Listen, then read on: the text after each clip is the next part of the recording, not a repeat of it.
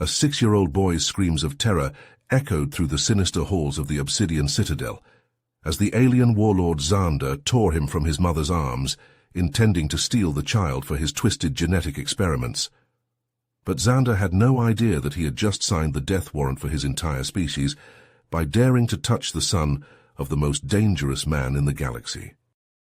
The boy was Timmy Morales, beloved child of Carl Morales, the legendary human space marine whose name was whispered in fear by the enemies of Earth.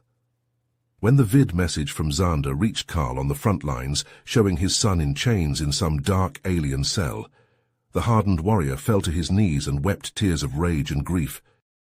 Carl slammed his fist on the ground, cracking the concrete beneath. He swore an oath to the heavens and hells alike that he would scour the galaxy to find his boy and make the alien scum who took him pay with their lives. No matter how many worlds he had to burn, armies he had to slaughter, or light years he had to cross, nothing in the universe would stop this human father from saving his child. Returning to Earth, Carl stormed into a classified meeting of the Space Command Admiralty. He explained the situation through gritted teeth. The admirals reacted with shock and outrage that quickly turned to steely resolve and righteous fury. This act of aggression by the Prilorians could not go unanswered. By vote of the Council, humanity was now at war. The mighty factories and shipyards of Earth roared to life as never before. Calls went out for every able-bodied man and woman to enlist. Countless trillions of dollars and stellar credits were mobilized. Long-dormant war machines stirred to life. The full industrial, economic, and military power of the human race was unleashed, united with a singular purpose, to assemble the largest armada the galaxy had ever seen and bring ruinous destruction to the Prilorian Empire. In a matter of weeks, Earth had commissioned 800,000 massive Colossus-class supercarriers, each an indomitable fortress protected by meters of self-sealing reactive armor.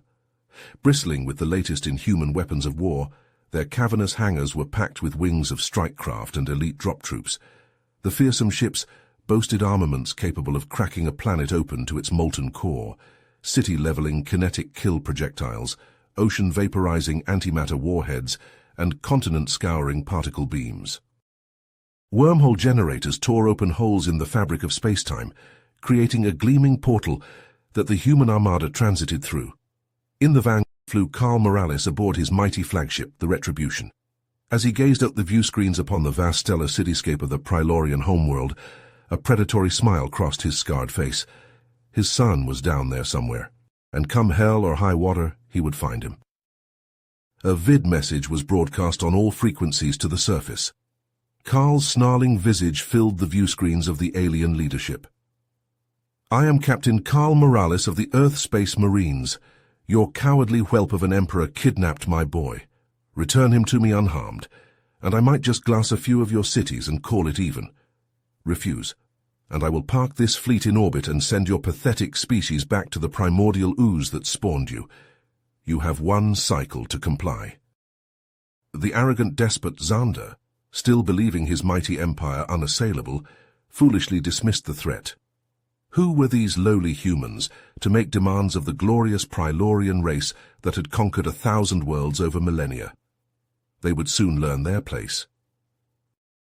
Xander would come to regret that decision, for he had no idea of the implacable wrath he had unleashed, no clue about the depths of tenacity and sheer fighting spirit that humans possessed when their loved ones were threatened, and no inkling of the overwhelming force that an enraged human father like Carl could bring to bear.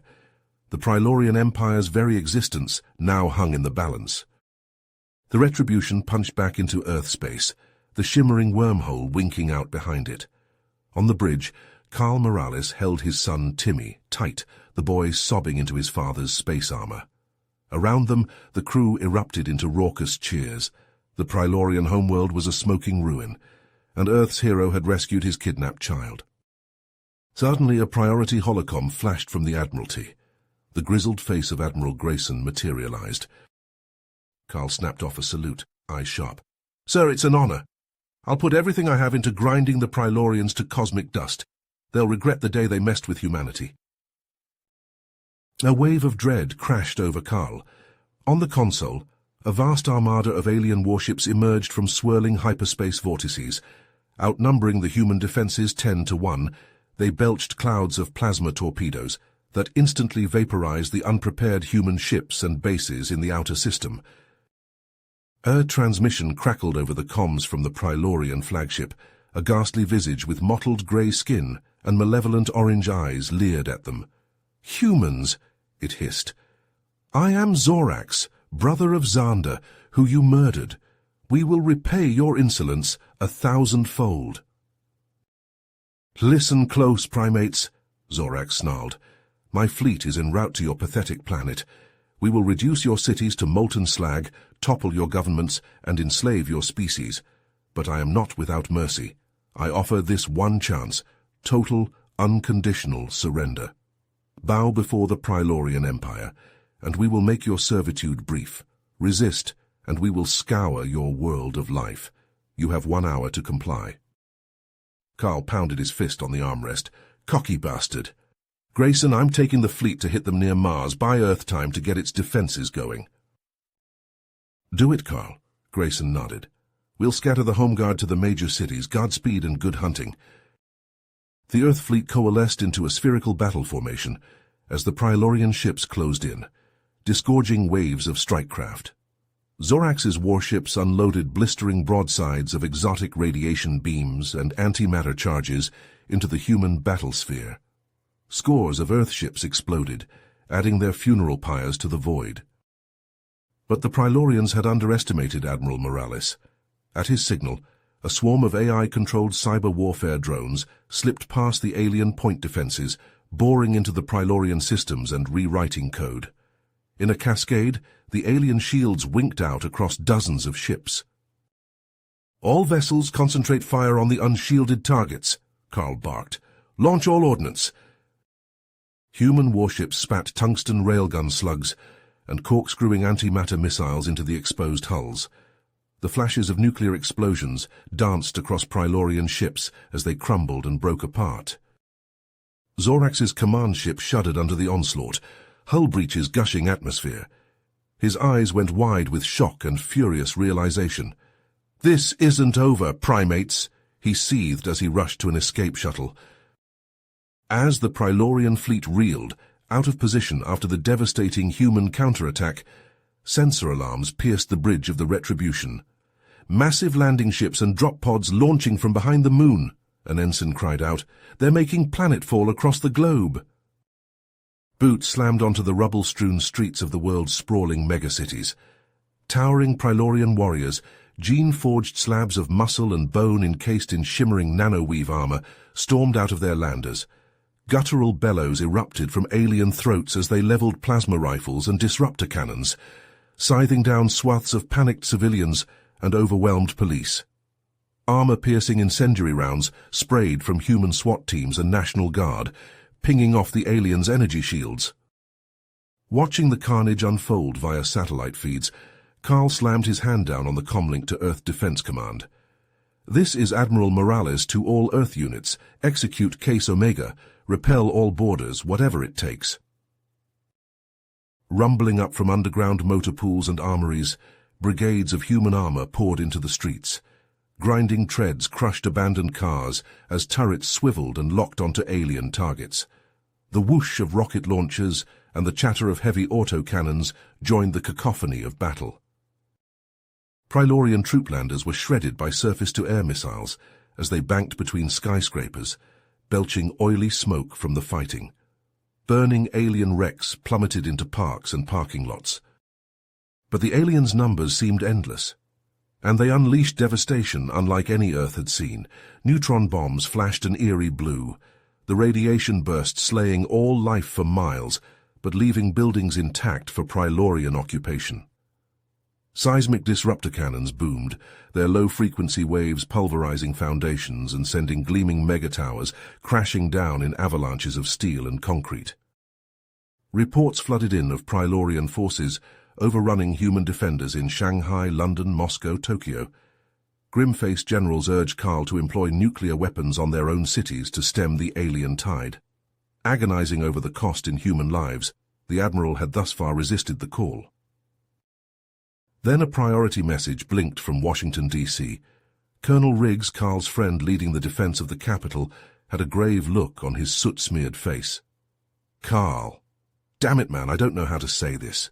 That slimy bastard Zorax just touched down in the Rose Garden in some kind of command shuttle with a regiment of their biggest uglies. They hit us with an EMP followed by a localized TAC nuke, fried most of our gear, and took out the Pentagon and all forces inside the Beltway. Word is the President and Vice President are dead. The Speaker, too. Zorax has seized the White House and is broadcasting that the government has unconditionally surrendered to occupation. We can't let that stand." Carl felt a spike of ice in his veins. He glanced over at Timmy, still in a flight suit, who gave him a resolute nod. The boy's eyes were wet but determined. Carl keyed the fleet-wide comm. "This is the Admiral. All ships maintain position and continue to prosecute the enemy. I'm heading planetside to personally deal with this. Hold the line, morale is out." As the retribution settled over the smoldering ruins of the National Mall, Carl and Timmy thundered down the ramp in a Raider-pattern armored dropship. It bucked and juked through the blaster fire streaking up from the wreckage as a squad of battle-hardened Space Marines in power armor clung on in the scorched troop bay. The Raider screamed over the south lawn as a blue bolt clipped its engine and sent it pinwheeling into the ellipse in a scream of tearing metal. Marines stumbled out, dazed but alive. Leading from the front, Carl leveled his plasma rifle and charged over the churned grass, barking orders. He had to decapitate the invasion here and now. They stacked up outside the shattered doors of the East Wing as the crackle of energy weapons and whoosh of rockets echoed inside. Zorax had set himself up in the Oval Office with his honor guard. On Carl's signal, the Marines stormed in with a flash bang, pouring fire into the hulking aliens. Zorax rose from behind the antique Resolute desk with a dismissive snort. His beady eyes flicked to Carl as he backhanded a Marine into a stone pillar, pulping his body. "So the ape commander comes to grovel in person," Zorax sneered, barbed tongue flicking over needle fangs. "You made a grave mistake, Primate. Did you think you could defy the Prilorian Empire? This world is ours now. Kneel and I may spare you for a life of servitude." "I'll send you to hell first, you piece of shit," Carl growled, as he raised his mattock and drilled a burst of hypersonic spikes into Zorax's shields. The warlord snarled and lunged, crossing the distance faster than Carl could blink. A backhand blow crumpled Carl's rifle and sent him crashing into the mounted 48-star flag. Zorax loomed over him, extending a crackling plasma blade from his gauntlet. "Fitting that you die here in your seat of power, ape.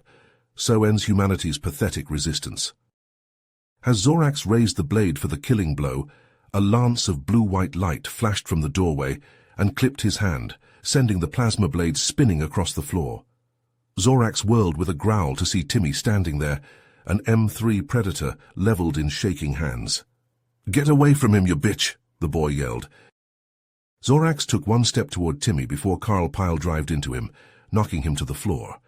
The two rolled across the seal of the President, trading titanic blows that cracked ribs and smashed furniture. Zorax's claws raked across Carl's chest plate, shredding neo-steel like paper. The two combatants crashed into the Resolute desk in a shower of splinters as Carl groped for a weapon, his hand finding the still-hot plasma blade. Carl brought it up just as Zorax lunged for him. The hissing blade pierced the warlord's eye and drove into his brain with a wet squelch. Zorax went rigid, neurons flash-frying, before he slumped back dead. Chest heaving, Carl staggered to his feet. Timmy rushed to him and threw his arms around Carl's armored bulk. "Dad, I thought I lost you again." The boy sobbed. Carl held his son close. The sudden lack of weapon fire and alien bellows was jarring. Carl keyed his comlink. "Riggs, sitrep." "Carl, it's over. That ugly SOB must have been psychically linked to his troops. The moment you clipped him, they grabbed their heads and collapsed. We're mopping up now, but the fight's gone out of them. We did it." Carl allowed himself a grim smile and a deep breath, his first in far too long. He raised Fleet Admiral Grayson. "Sir, Zorax is dead. The enemy forces planetside are neutralized." Grayson's face broke into a relieved grin. "By God, you glorious crazy son of a bitch, you did it. And not a moment too soon. With Zorax splashed, their fleet out there is falling into disarray. It's a goddamn turkey shoot." Ah, hell. I'll be dipped in shit. They're actually bugging out. Your boys must have put the fear of God into them. Earth is secure. As Carl watched the Prylorian ships flee with their tails between their legs, he knew this was only the beginning. The Prylorians would be back, thirsting for revenge, but he would be ready for them. Whatever it took to keep Earth safe and prevent his son from growing up a slave. The fight was just getting started. The Retribution's bridge hummed with tense energy as Carl Morales studied the long-range scans. A sprawling network of asteroids and planetoid fragments filled the main view screen, filled with Prylorian defenses. "Timmy, what do you make of those fortifications?" Carl asked, his eyes fixed on the imposing array of plasma batteries and railguns. Timmy's fingers danced across his console. "It's a labyrinth, Dad. They've turned the entire belt into one massive fortress. A frontal assault would be suicide." Carl nodded, his lips pursed. "Agreed, we need a different approach." He turned to his tactical officer. "Deploy the drone fleets. Use the new tech we salvaged from that battle station." Within minutes, swarms of sleek, unmanned craft poured from the Retribution's launch bays. Their hulls shimmered and vanished as advanced cloaking fields engaged. Inertial dampeners allowed them to maneuver with impossible agility through the asteroid field. Timmy's eyes lit up as he monitored the drone's progress. They're uploading the cyber weapons now. On the main display, red icons representing Prylorian defenses began to wink out one by one. Carl allowed himself a grim smile. "Excellent work, son. Now for Phase 2. The Admiral keyed the ship-wide comm. "All hands prepare for orbital bombardment. Rift Lance batteries to full power." A low thrum built throughout the ship as experimental weapons came online. Lances of coherent energy lashed out, puncturing the asteroids with surgical precision. Where they struck, space itself seemed to twist and tear. "Direct hits," the weapons officer called out. "Micro-singularities forming within target cores." Carl watched in grim satisfaction as the Prylorian stronghold began to tear itself apart from within. Entire sections of their fortifications crumbled into cosmic dust, artificial black holes consuming them from the inside out. Alarms blared as the remaining Prylorian capital ships attempted to flee the destruction. Carl's voice cut through the chaos. "Boarding teams, you have a go. Seize those vessels." Cloaked assault shuttles streaked towards the panicked alien ships. Marine teams materialized on enemy bridges and engineering decks in flashes of quantum teleportation. The sounds of brief, brutal firefights crackled over the comms. "Sir," a Marine sergeant reported, "we've secured the Prylorian flagship. Timmy's virus is tearing through their systems like wildfire." Carl nodded, allowing himself a moment of pride in his son's handiwork. But the victory was short-lived as new data scrolled across his screens. "Damn it," he muttered. The Emperor slipped away. Intel puts him in a hidden base inside that gas giant. He studied the swirling storms of the massive planet, knowing the most dangerous part of their mission still lay ahead. "Timmy," Carl said, his voice low and serious, "I need you with me on this one. We're going in after him." As they strode towards the hangar bay, Carl briefed his strike team. "This is it, people. We end this war today, whatever it takes." The prototype boarding craft waited for them, its experimental gate drive humming with barely contained power. As Carl strapped himself in beside his son, he squeezed Timmy's shoulder. With a reality-bending flash, they plunged into the heart of the Emperor's domain. The prototype boarding craft burst through the roiling clouds of the gas giant, its hull glowing white-hot from atmospheric friction. Carl gripped the controls, his knuckles pale beneath his flight gloves. Timmy sat beside him, eyes fixed on the sensor readouts. "We're through the outer layers, Dad," Timmy reported. "The Emperor's base should be there." A massive structure materialized on their view screen, a nightmarish fusion of organic and mechanical components. Vast tentacles of living metal writhed around a pulsing core that radiated malevolent energy. Carl's teeth clenched. "All right, people, this is it. Strike team, prepare for insertion." The boarding craft screamed towards the alien fortress, dodging streams of plasma fire. With a bone-jarring impact, they punched through the outer defenses and skidded to a halt in a cavernous hangar bay. They fought their way through twisting corridors, battling waves of alien defenders. The air crackled with energy weapons and the screams of the dying. Carl's armor was scorched and dented, but he pressed on relentlessly. Finally, they reached the central chamber. The Prilorian Emperor loomed before them, a massive, multi-limbed monstrosity crackling with psychic energy. "Foolish apes," the Emperor's voice boomed in their minds. "You cannot hope to—" His words were cut short as Timmy activated the device he'd been working on. A shimmering field enveloped the Emperor, his physical form dissolving into streams of data. "Now, Dad!" Timmy shouted. Carl banged his head down on the detonator. The entire base shuddered as carefully placed charges obliterated its power core. As the structure began to implode, they raced back to their craft. Weeks later, Carl stood before the Earth Defense Council, his voice grave. "The Emperor is contained, but at a terrible cost. Millions dead, cities in ruins. And it's not over." He activated a holographic display, showing the vast expanse of Prilorian-controlled space. "Their empire spans galaxies. Our victory was barely a blip to them.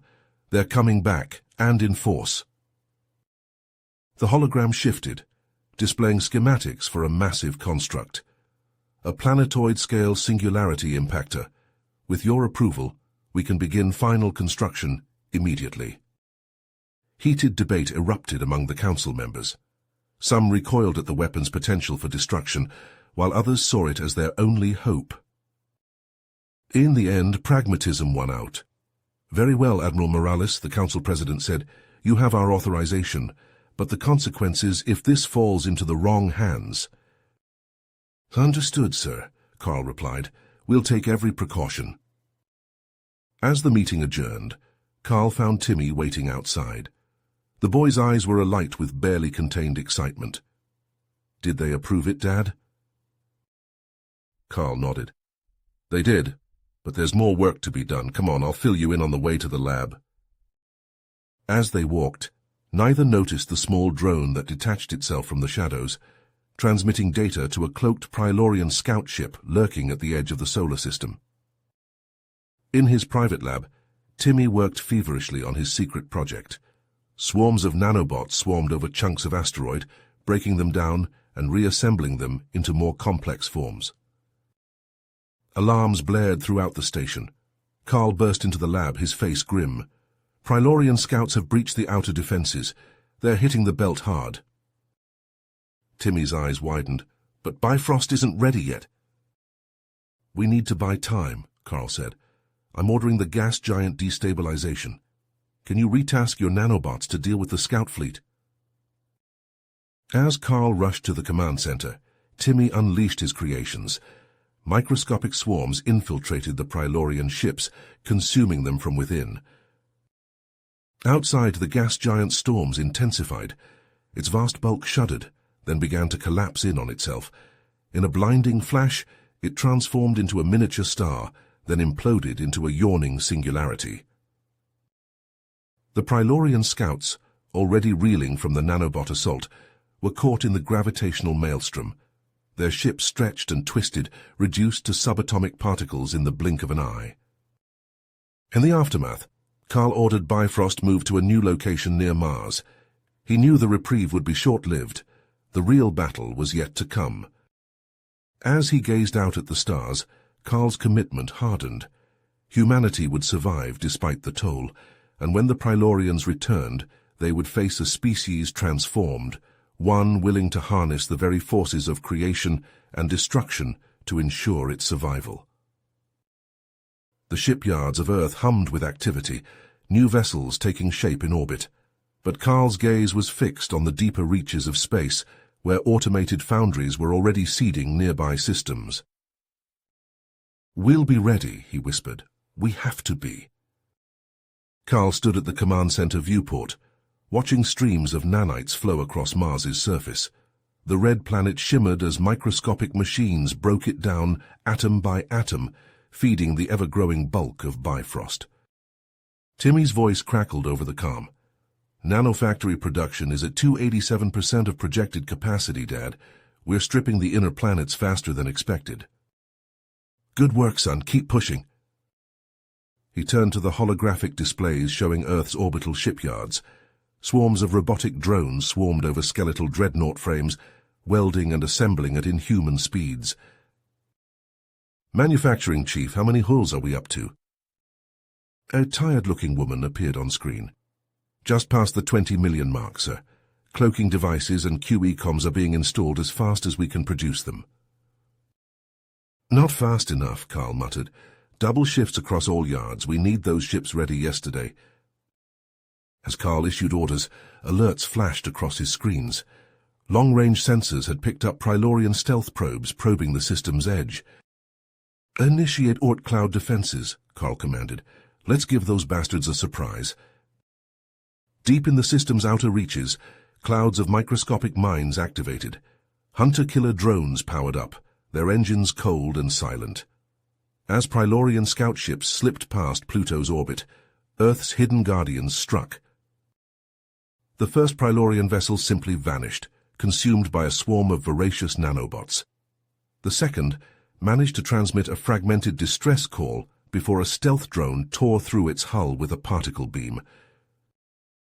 Carl allowed himself a grim smile, but it faded as new alarms blared. Multiple launches detected from Prilorian space, an officer shouted. Sir, they're molecular missiles, hundreds of them. So much for buying time, Carl growled. All planetary defenses to maximum. Initiate Protocol Omega-3. As Earth's cities and orbital facilities braced for impact, Carl strode to a secure terminal. He entered a complex series of codes, authorizing the launch of humanity's most terrifying weapons. Deep beneath the lunar surface, massive accelerator rings hummed to life. Bifrost-equipped torpedoes streaked out of hidden silos, crossing the vast gulf between star systems in mere hours. The Prilorian missiles struck. Nuclear fireballs bloomed across Earth's surface. Orbital stations crumbled. Millions died in an instant. But even as humanity reeled, Carl's counterstrike found its marks. Artificial singularities compressed to near-infinite density punched through Prilorian defenses effortlessly. Entire worlds vanished, consumed by ravenous event horizons. The war room screens flickered with damage reports from both sides. Half the Prilorian Empire lay in ruins, but Earth burned. Carl's fists clenched as he watched the casualty numbers climb. Sir, Timmy's voice cut through the chaos. Prilorian response detected. Unknown weapon type. Carl's blood ran cold as the sensors picked up a new threat. Cosmic virions, capable of unraveling reality itself at the subatomic level, swept through nearby star systems. Entire civilizations crumbled to dust in their wake. Across the solar system, Timmy's planet-eater swarms surged into action. Mercury, Venus, Mars all succumbed to the voracious nanite hordes. Their substance was reforged into terrifying weapons of war. The world banes took shape, artificial planetoids dripping with reality-warping weaponry. Carl watched as they accelerated away from the sun, ram-scale drives flaring with antimatter annihilation. As the titanic war machines engaged the Prilorian virions, space itself began to warp and tear. Hellish energies from beyond known reality poured through the gaps, incinerating entire galactic arms. Carl stared at the monitors in horror. The Milky Way was coming apart at the seams, consumed by forces beyond comprehension. Each world-bane victory only hastened the universe's unraveling. "What have we done?" he whispered. With shaking hands, Carl reached for the final failsafe, a simple black box Timmy had entrusted to him. Inside lay the key to rewriting the very fabric of existence. As he prepared to activate the Omega trigger, Carl closed his eyes. "Forgive us," he murmured to the cosmos. "We never meant for this." His finger hovered over the activation switch. Carl's finger pressed down on the Omega trigger. A surge of energy coursed through his body as the device activated, sending tendrils of quantum filaments deep into the fabric of reality. The air around him crackled with unseen forces as the trigger began its work, hacking down to the very plank scale. Alarms blared throughout the facility. "Sir, massive Prylorian fleet incoming," an officer shouted. "They've detected the trigger." Carl's eyes narrowed as he watched the holographic displays. Vast armadas of Prylorian warships poured through dimensional rifts, their weapons already blazing. "All defenses engage. We need to buy time." Outside, Earth's orbital platforms and megastructures sprang to life. Worldbanes accelerated on plumes of antimatter, engaging the leading edge of the Prylorian assault. Space itself warped and buckled as incomprehensible energies were unleashed. On the ground, continents shuddered under the onslaught. Cities vanished in blinding flashes as singularity bombs detonated. Carl felt the floor beneath him shake as another volley struck nearby. "Dad!" Timmy's voice crackled over the comms. "The Prylorians are using some kind of viral weapon. It's eating through our defenses." Carl's mind focused as he watched swarms of microscopic invaders consuming Earth's infrastructure. "Counter with the nanohorde, son. Strip them down to atoms if you have to." Clouds of glittering motes billowed outward, engulfing Prylorian ships and troops alike. Matter itself seemed to dissolve as Timmy's creations broke down the invaders, funneling raw materials to fuel Earth's war machine. But the Prylorians adapted quickly. Carl watched in horror as fallen enemies simply reappeared, reborn through some impossible probability manipulation. "They're rewriting casualty stats," he muttered. "We can't win this way."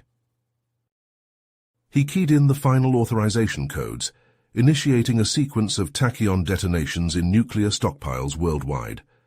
The planet's core began to destabilize, approaching the critical threshold needed to propagate the reality-altering wave. Suddenly, alarms screamed a new warning. "Multiple breaches in the quantum redoubt," an AI reported. "Prylorian elite forces detected." Carl's blood ran cold as he saw the intruders on internal sensors. Led by a towering figure he assumed must be Zorax, the Prylorian strike team tore through layers of impossible geometries, slashing at the very strings of existence. "Timmy, get your last-ditch defenses in there now," Carl ordered. In the twisting non-space between realities, Timmy's AI sentinels engaged the Prylorian war monks. It was a battle beyond human comprehension, fractal blades carving through probability itself, vortices of raw chaos devouring anything they touched. Carl watched the sensors, his heart pounding. The Prylorians were getting closer, closer to severing the vital filaments of the Omega trigger. In that moment he knew what he had to do. "I'm sorry, Timmy," he whispered. Then he plunged his hands into the trigger's control matrix, feeling reality itself begin to unravel around him. Carl poured every ounce of his being, his very essence, into one final, defiant thought. The universe screamed. Forces beyond mortal understanding tore through existence, and then Carl opened his eyes to a world transformed. The quantum redoubt was gone, replaced by an infinite expanse of shimmering energy. He could feel the thoughts of billions of humans resonating through this new fabric of reality. Nearby, the once mighty Zorax stumbled, his godlike powers stripped away. All around, Prylorian warriors collapsed, their hijacked biology rebelling against them in this human-resonant cosmos. Carl allowed himself a small smile as he felt his consciousness begin to disperse into the new universal matrix. They had done it. Humanity had survived. In the vast depths of space, the last Prylorian ships fled in panic, their quest for galactic domination forever thwarted, and on the reborn Earth, billions of human minds rejoiced as one, free to explore the infinite possibilities of their rewritten reality. The universe reshaped itself around Carl's final act of defiance. Physical forms dissolved, giving way to a vast psychic tapestry. Billions of human minds intertwined, forming a cosmic lattice that stretched across infinite dimensions. Carl's consciousness expanded, merging with the collective intelligence of Earth. He felt the thoughts and emotions of every human, their combined will shaping the very fabric of reality. Stars pulsed in rhythm with human heartbeats. Galaxies danced to the music of shared memories. Yet within this harmonious new existence, a discordant note persisted. Zorax, the Prylorian warlord, remained trapped in a prison of stasis, his physical form an anachronism in a universe beyond matter. Carl observed Zorax's futile struggles. The once mighty alien thrashed against his confinement, trying to access powers that no longer existed. Each attempt met with a chorus of psychic rebuffs from Earth's unified consciousness. "You cannot win," Carl communicated, his thoughts resonating across the cosmos. "This reality no longer bends to your will." Zorax's rage burned cold and focused. His mind probed relentlessly, searching for any weakness in the new cosmic order. Over eons, his persistence paid off. He discovered a minute flaw in the universal programming, a sliver of space where old physical laws still held sway. With painstaking precision, Zorax began to manipulate this loophole. Quantum by quantum, he reshaped a tiny pocket of reality. Carl sensed the disturbance, but couldn't pinpoint its source. The flaw was too small, hidden in the vast complexity of the human resonant cosmos. Zorax's efforts bore fruit. A new realm took shape, woven from fragments of collapsed possibilities and Prilorian despair. It grew slowly, corrupting adjacent sectors of the infinity matrix. Carl manifested at the front lines, his cosmic awareness focused on the threat. He channeled the full power of humanity's collective will, unleashing a torrent of energy that pushed back the corrupted realm. "Timmy!" Carl called out across the psychic network. "We need a more permanent solution." His son's thoughts resonated in response. "I'm working on it, Dad, but shifting an entire universe, and it's not easy." Carl nodded, understanding the enormity of the task. He turned his attention to the immediate threat, coordinating Earth's defenses against the tide of entropic horrors. Across the infinite planes of existence, the battle raged. Human minds united, standing firm against the onslaught of anti-reality. But even as they fought, Carl knew this was only the beginning. The war for existence itself had begun, and humanity's newly forged cosmic will would be tested as never before. The infinite expanse of the human resonant cosmos shuddered. Waves of unreality crashed against the fabric of existence as Zorax's tautological megaphages surged forth. Carl felt the onslaught in every fiber of his being, a cacophony of impossible thoughts and anti-causal equations that threatened to unravel the very foundations of truth. His son's consciousness pulsed in response, a beacon of focused will amidst the chaos. "I see them, Dad, these things. They're rewriting probability itself." Carl watched in horror as entire sectors of the Psi matrix collapsed, consumed by cascading waves of improbability. Human minds screamed and dissolved, their very identities overwritten by alien logic. He acted without hesitation, reaching out with his expanded consciousness to enact emergency protocols. "Initiating quarantine partitions," Carl announced, his thoughts resonating across the omnistructure. "All units prepare for transcosmic severance." At his command, vast energy surged through the infinite lattice of human minds. Entire planes of existence sheared away, cutting off the infected regions. Carl felt each separation like a knife through his soul, but he pushed through the pain. As the partitions locked into place, dimensional incinerators flared to life, reducing the compromised sectors to metaphysical ash. Even as Carl worked to contain the threat, Timmy launched a counteroffensive. The boy's mind raced through the quantum substructure, leaving trails of hard-coded constants in his wake. Carl sensed his son's strategy, an attempt to choke off the xenoplague's ability to replicate. For a moment it seemed to work. The megaphage's advance slowed, their bizarre forms struggling against the newly reinforced laws of reality. But the reprieve was short-lived. Carl watched in dismay as the alien entities adapted, twisting themselves into new configurations that defied comprehension. "Dad, they're evolving too fast." Timmy's thoughts carried a note of panic. "I can't keep up with the mutations." Before Carl could respond, a new presence made itself known. Something vast and terrible tore through the dimensional barriers, trailing wisps of devoured universes in its wake. Carl's expanded senses reeled from the sheer wrongness of it. "Timmy, fall back," Carl shouted. gathering his psychic energies for a desperate stand. It's breaking through. The entity, Thalipura, Karl's instinct screamed, smashed through the final barrier. Its mere presence warped space-time, sending shockwaves of entropic decay rippling outward. Karl felt billions of human minds cry out in agony as their neural matrices began to unravel. In that moment of crisis, Karl made a choice. He reached out to his son, their consciousnesses merging in a blaze of pure human will. Together, they drew upon the collective strength of every soul in the omnistructure, compressing it into a singular point of defiance. Karl Timmy surged forward to meet Thalipura head-on. As one being, they struck at the Uber-monster with the full force of humanity's willpower. Reality itself groaned under the strain as they traded blows across collapsing aeons. For an eternity compressed into an instant, they fought. Karl Timmy tore through Thalipura's impossible form again and again, only to watch it reform from the stuff of anti-probability.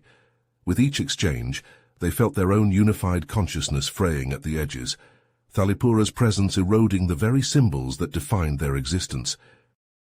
As their attack faltered, Thalipura pressed its advantage. Corrupting memes spawned from devoured realities seeped into the cracks of Karl Timmy's psyche.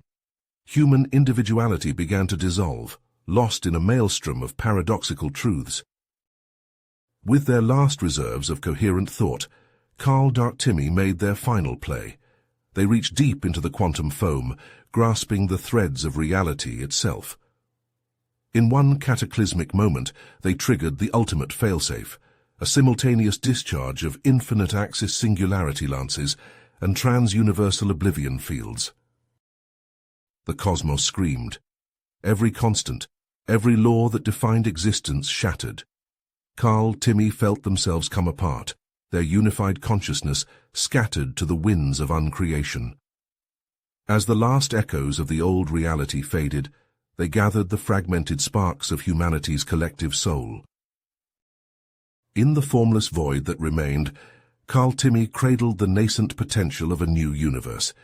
With infinite care, they began to weave the quantum threads anew, seeding the dawn of a fresh... The universe shuddered as reality reshaped itself. Karl and Timmy, once transcendent beings of pure thought, felt the pull of physicality once more. They guided the essence of humanity, billions of souls compressed into nascent singularities, across the threshold of creation. Karl opened his eyes, blinking against the harsh light of a sterile medical bay. His body felt heavy, unfamiliar. He flexed his fingers, marveling at the sensation of flesh and bone. "Welcome back, Commander," a voice said. A nurse helped Karl sit up, handing him a datapad. "Your new assignment details, sir." Across the facility, Timmy awoke in a different lab. His mind raced with equations and theories, the knowledge of countless lifetimes compressed into a young scientist's brilliant mind. "Dr. Timmy," an aide called out, "the particle accelerator is ready for your inspection." Years passed in a whirlwind of progress. Humanity, reborn and driven by inherited knowledge, reached for the stars once more. Timmy stood before a holographic display, marveling at the elegant lines of their latest warp drive. Karl's voice crackled over the comm. "And not a moment too soon. Long-range scans are picking up something disturbing." The feed switched to show churning masses of viral matter and twisted stellar forges. At their center, a familiar and terrifying presence. Alarms blared across human space as massive Prilorian warships tore into reality. Zorax's ultimatum boomed across all frequencies. "Humans, your defiance ends now. Submit to assimilation or face annihilation." Karl's voice cut in. "Buy us time, son. I'm scrambling everything we've got." Zorax's assault slammed into the outer defenses. Railgun slugs streaked through space, tearing into Prilorian attack craft. For a moment, it seemed the humans might hold. Then came the plasma storms. Dark singularities warped space itself, focusing the destructive energy. Human colonies vanished in atomic fire. What remained of the human fleet surged forward in a suicidal charge. Drone fighters swarmed Prilorian capital ships, detonating in nuclear fireballs. On his command deck, Zorax sneered at the pathetic display. "Pitiful humans, you're—" His words cut off as a blinding light erupted behind the Prilorian armada. The blue supergiant convulsed, its core destabilized by Timmy's calculations. A lance of pure stellar fury lashed out, punching through Zorax's flagship. "Now!" Carl roared. "All batteries, concentrate fire." Human warships unleashed torrents of muon beams, shredding the disorganized Prilorian fleet. Timmy's voice crackled over the comms. "Initiating final graviton sequence. Brace for impact." The supergiant detonated. A cosmic hammer blow of radiation and Hawking particles smashed into both fleets. When the sensors cleared, over 2/3 of the Prilorian armada had been reduced to subatomic particles. But the cost was catastrophic. Entire human systems vanished in the stellar cataclysm. Zorax, battered but alive, rallied his remaining ships. "All units, fall back," the alien warlord snarled. "Enact emergency trans-dimensional protocols." Carl watched as gravitic lenses flickered to life, bottling up the pursuing human squadrons. The remnants of the Prilorian fleet limped into flickering subspace portals, vanishing into the depths between galaxies. In the aftermath, Carl and Timmy stood in a shattered command center. Holographic displays showed the staggering toll, both in lives lost and worlds destroyed. "We've bought ourselves time," Carl said grimly, "but this is far from finished." Timmy nodded, his eyes already distant with calculations. "I'll start work on new defensive systems immediately. We need to be ready when Zorax returns." "And he will return," Carl said. He keyed in the authorization codes to begin their rearmament protocols. The next battle may decide the fate of this entire universe. Carl stood before the massive holographic display, his eyes scanning the endless streams of data flowing across the screen. The remnants of humanity's fleet hung in orbit around a scorched world, the last bastion of Prilorian resistance now reduced to a smoldering cinder. "Status report," he barked, his voice echoing through the cavernous war room. A young lieutenant stepped forward, her uniform still bearing the scorch marks of recent combat. "Sir, shipyards across all sectors report full production capacity. We're churning out new vessels at an unprecedented rate." Carl nodded, his fingers dancing across the control panel. The display shifted, revealing a sea of newly constructed warships stretching as far as the eye could see. Sleek fighters nestled alongside massive dreadnoughts, their hulls gleaming with fresh armor plating. His son's voice crackled over the comm system. "I've isolated the quantum wake of Zorax's retreat. We can follow them straight to their core systems." Carl's eyes narrowed. "Prepare the jump drives. We end this now." For a month, the human armada pushed through the inky void of hyperspace. Crews worked tirelessly, running battle drills and fine-tuning weapons systems. When they finally emerged in Prilorian space, the sight that greeted them defied comprehension. Entire worlds had been transformed into grotesque flesh factories. Mountains of corpses stretched across barren plains, their bodies fused into nightmarish birthing engines. From these unholy wombs spewed forth abominations, gene-spliced monstrosities and hulking war machines, built from the very essence of their fallen comrades. Carl wasted no time. "All ships commence firing." The void lit up with the fury of human vengeance. Thermonuclear warheads streaked across the darkness, detonating in blinding flashes that vaporized entire continents. Mass drivers hurled projectiles at relativistic speeds, punching through planetary crusts and igniting molten cores. Clouds of nanomissiles swarmed Prilorian vessels, burrowing into their hulls. Carl watched with grim satisfaction as alien ships dissolved from within, their crews liquefying into bubbling slurry as cascading system failures tore through their networks. But Zorax was far from beaten. From the depths of his shattered empire rose a new horror, millions of regenerative monstrosities that defied the laws of biology. Tentacled leviathans lashed out, their appendages tipped with crystalline bone spears that punched through human ship armor without difficulty. "Evasive maneuvers," Carl roared as a nearby cruiser imploded. its hull crushed by the nightmarish embrace of a Prilorian behemoth. Even as human fighters were swallowed whole by these abyssal horrors, Carl refused to relent. "Maintain bombardment. Hit them with everything we've got." Relativistic kill vehicles streaked from human launchers, their impossible speeds allowing them to punch through the regenerating flesh of the Prilorian monstrosities. Where one tentacle was severed, two more grew in its place, but the relentless human assault gave the aliens no time to recover. On the surface of a nearby world, Carl led the ground assault personally. Swarms of robotic infantry surged forward, their metal bodies impervious to the caustic atmosphere.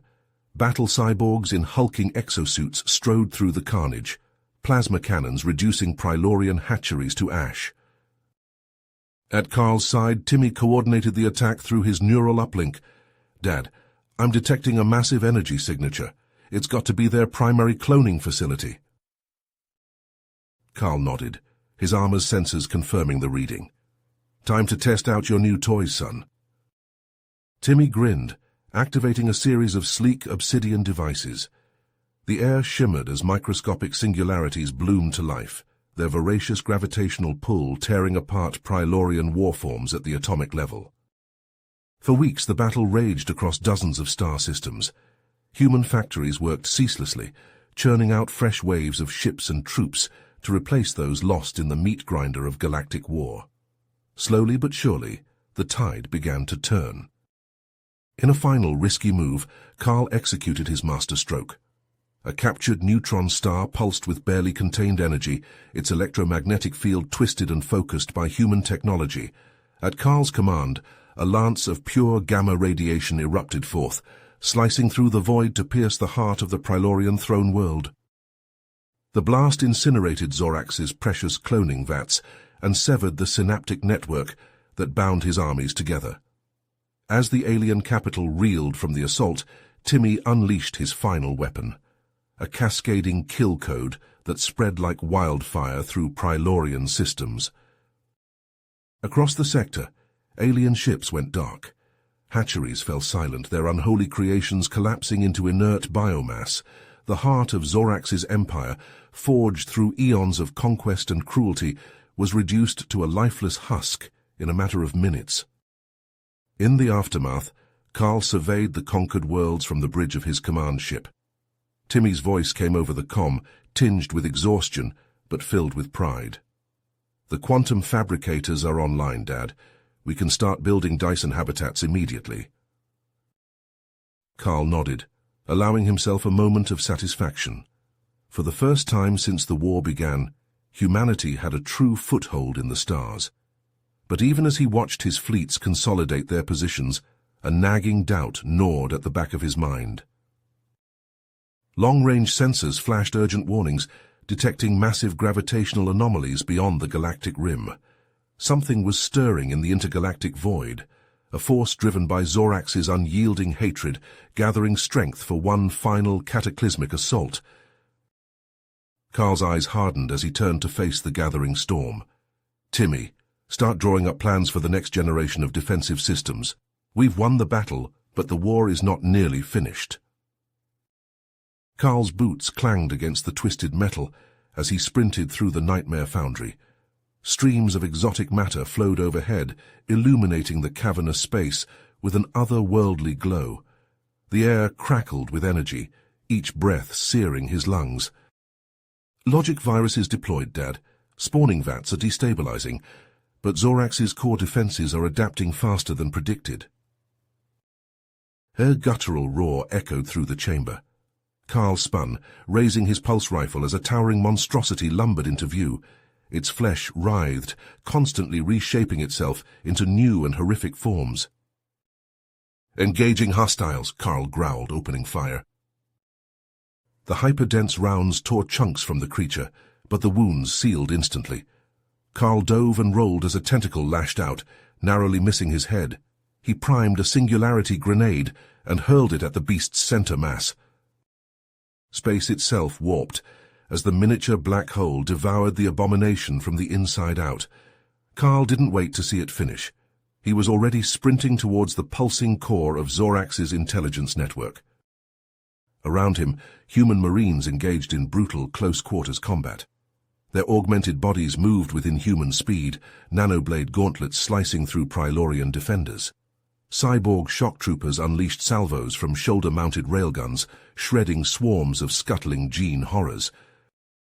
A marine screamed as a cloud of microscopic disassemblers engulfed him, breaking down his armor and flesh in seconds. Carl gritted his teeth and pressed on. Working on it, recalibrating entropy howitzers now. The foundry shuddered as explosions rocked the structure. Carl's HUD flashed warnings as reality itself began to warp and tear. He pushed through the disorientation, his augmented mind filtering out the impossible geometries, threatening to overwhelm his senses. A wall of roiling plasma erupted before him. Carl activated his personal shield, feeling the heat blister his skin even as the energy barrier held. He burst through the curtain of fire, emerging into the heart of Zorax's sanctum.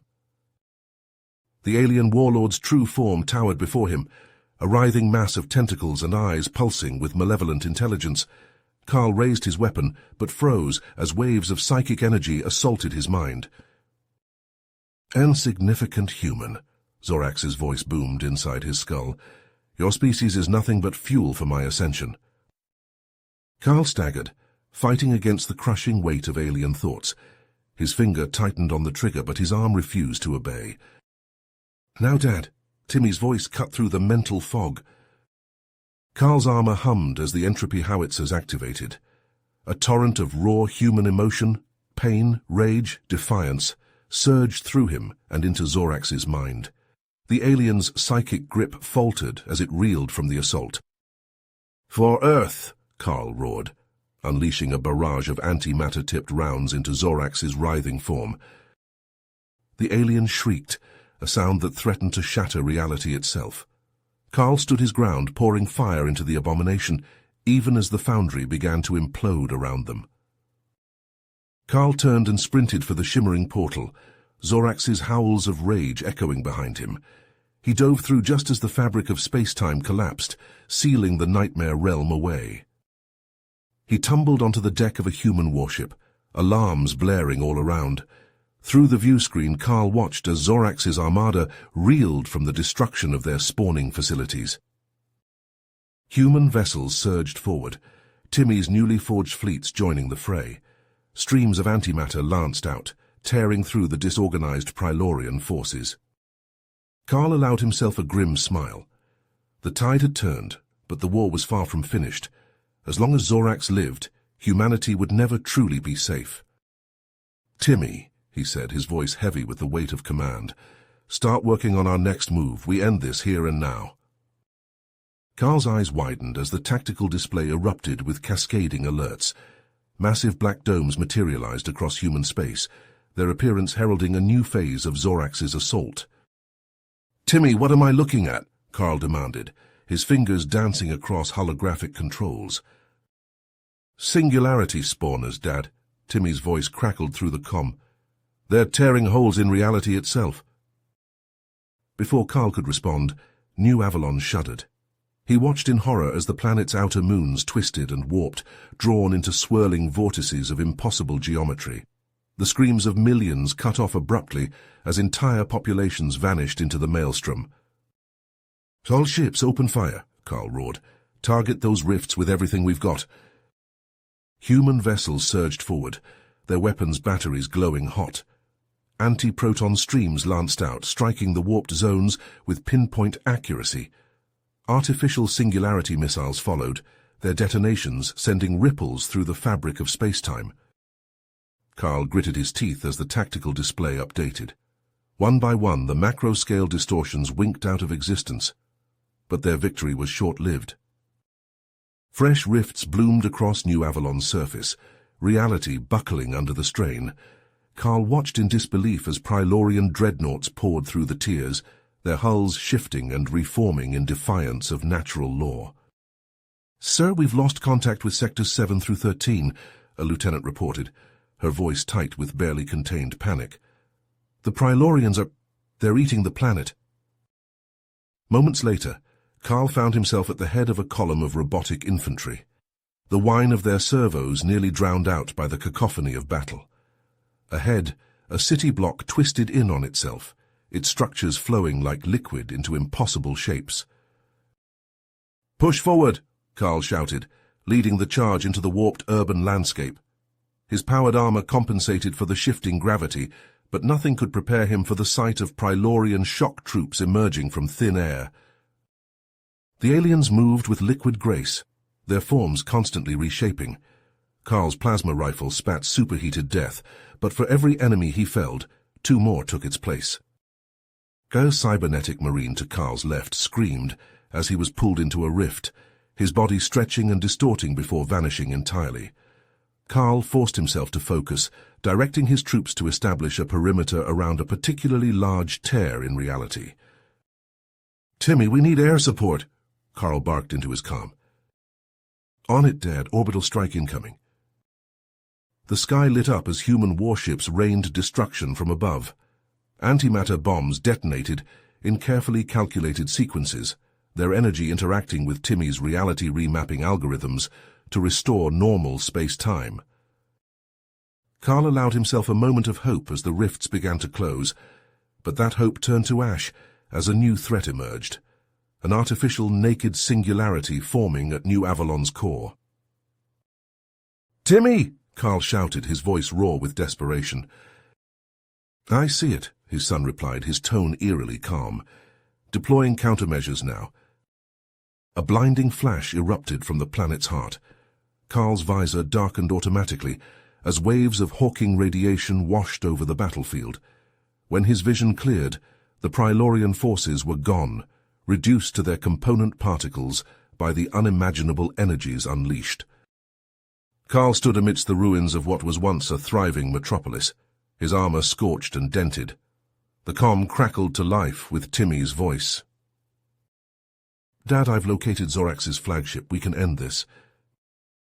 Without hesitation, Carl strode towards the nearest functioning transport. As he boarded, he cast one last look at the devastated landscape of New Avalon. "Let's finish this," he growled, his voice filled with grim purpose. Carl's boots pounded the twisting corridors of the alien megastructure as he led the retreat. Behind him, the air crackled with energy discharges as the superintelligent matrix awakened. Fractal patterns bloomed across the walls, floors, and ceilings, their impossible geometries threatening to overwhelm human senses. His power armor's sensors screamed warnings as reality itself began to warp around them. A marine stumbled, caught in a bubble of distorted spacetime. Carl grabbed the soldier's arm, hauling him forward as the corridor behind them collapsed into a singularity. "The megastructure's defenses are fully online, Dad." Timmy's voice crackled through the static. "I'm detecting massive energy buildups throughout the complex. We've got minutes at best before this whole place goes critical." Carl rounded a corner, plasma rifle at the ready. A squad of Prylorian shock troops blocked their path, their bodies writhing with parasitic enhancements. Without hesitation, Carl opened fire, his armor-piercing rounds tearing through alien flesh and circuitry alike. The human marines surged forward, their weapons blazing. Prylorian biohorrors shrieked and died, their corpses dissolving into puddles of corrosive slime. Carl vaulted over the remains, his HUD flashing warnings as exotic radiation levels spiked. They burst into a vast chamber, its walls lined with pulsing quantum filaments. At its center, a swirling vortex of dark energy marked their exit point. Carl's heart sank as he saw the Prylorian forces massing on the far side, their weapons trained on the human squadron. "Covering fire," Carl ordered, diving behind a twisted spire of alien metal. The air filled with streaks of antimatter and gravity-shearing lances as both sides unleashed their full arsenals. Carl felt the deck plates shudder beneath him as the megastructure's systems continued to power up, reality fracturing around them. "Timmy, we need an exit," Carl shouted over the din of battle. "Working on it, Dad. Hacking the local space-time fabric now." Carl leaned out from cover, his rifle spitting death at the Prylorian lines. A bolt of pure entropy struck a marine to his left, unraveling the soldier's very atoms. Carl gritted his teeth and pressed on, refusing to leave anyone behind. The vortex at the chamber's center pulsed, its event horizon fluctuating wildly. Carl saw his opening. The human forces broke from cover, sprinting for the portal. Prylorian fire cut down several Marines, their bodies disintegrating in flashes of unnatural light. Carl brought up the rear, laying down suppressing fire as his troops dove through the rift. As the last Marine vanished into the swirling darkness, Carl turned to follow. A tendril of quantum energy lashed out, wrapping around his leg. He stumbled, feeling the fabric of his armor begin to unravel.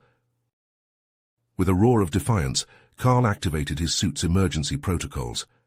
A burst of localized antimatter erupted from his armor, severing the energy tendril and catapulting him through the portal. He tumbled through a maelstrom of fractured space-time, feeling his body stretch and compress in ways that should have been fatal. Just as the pressure threatened to tear him apart, Carl slammed into the deck of a human battle cruiser. Alarms blared as the ship's engines fired, pushing them away from the collapsing megastructure.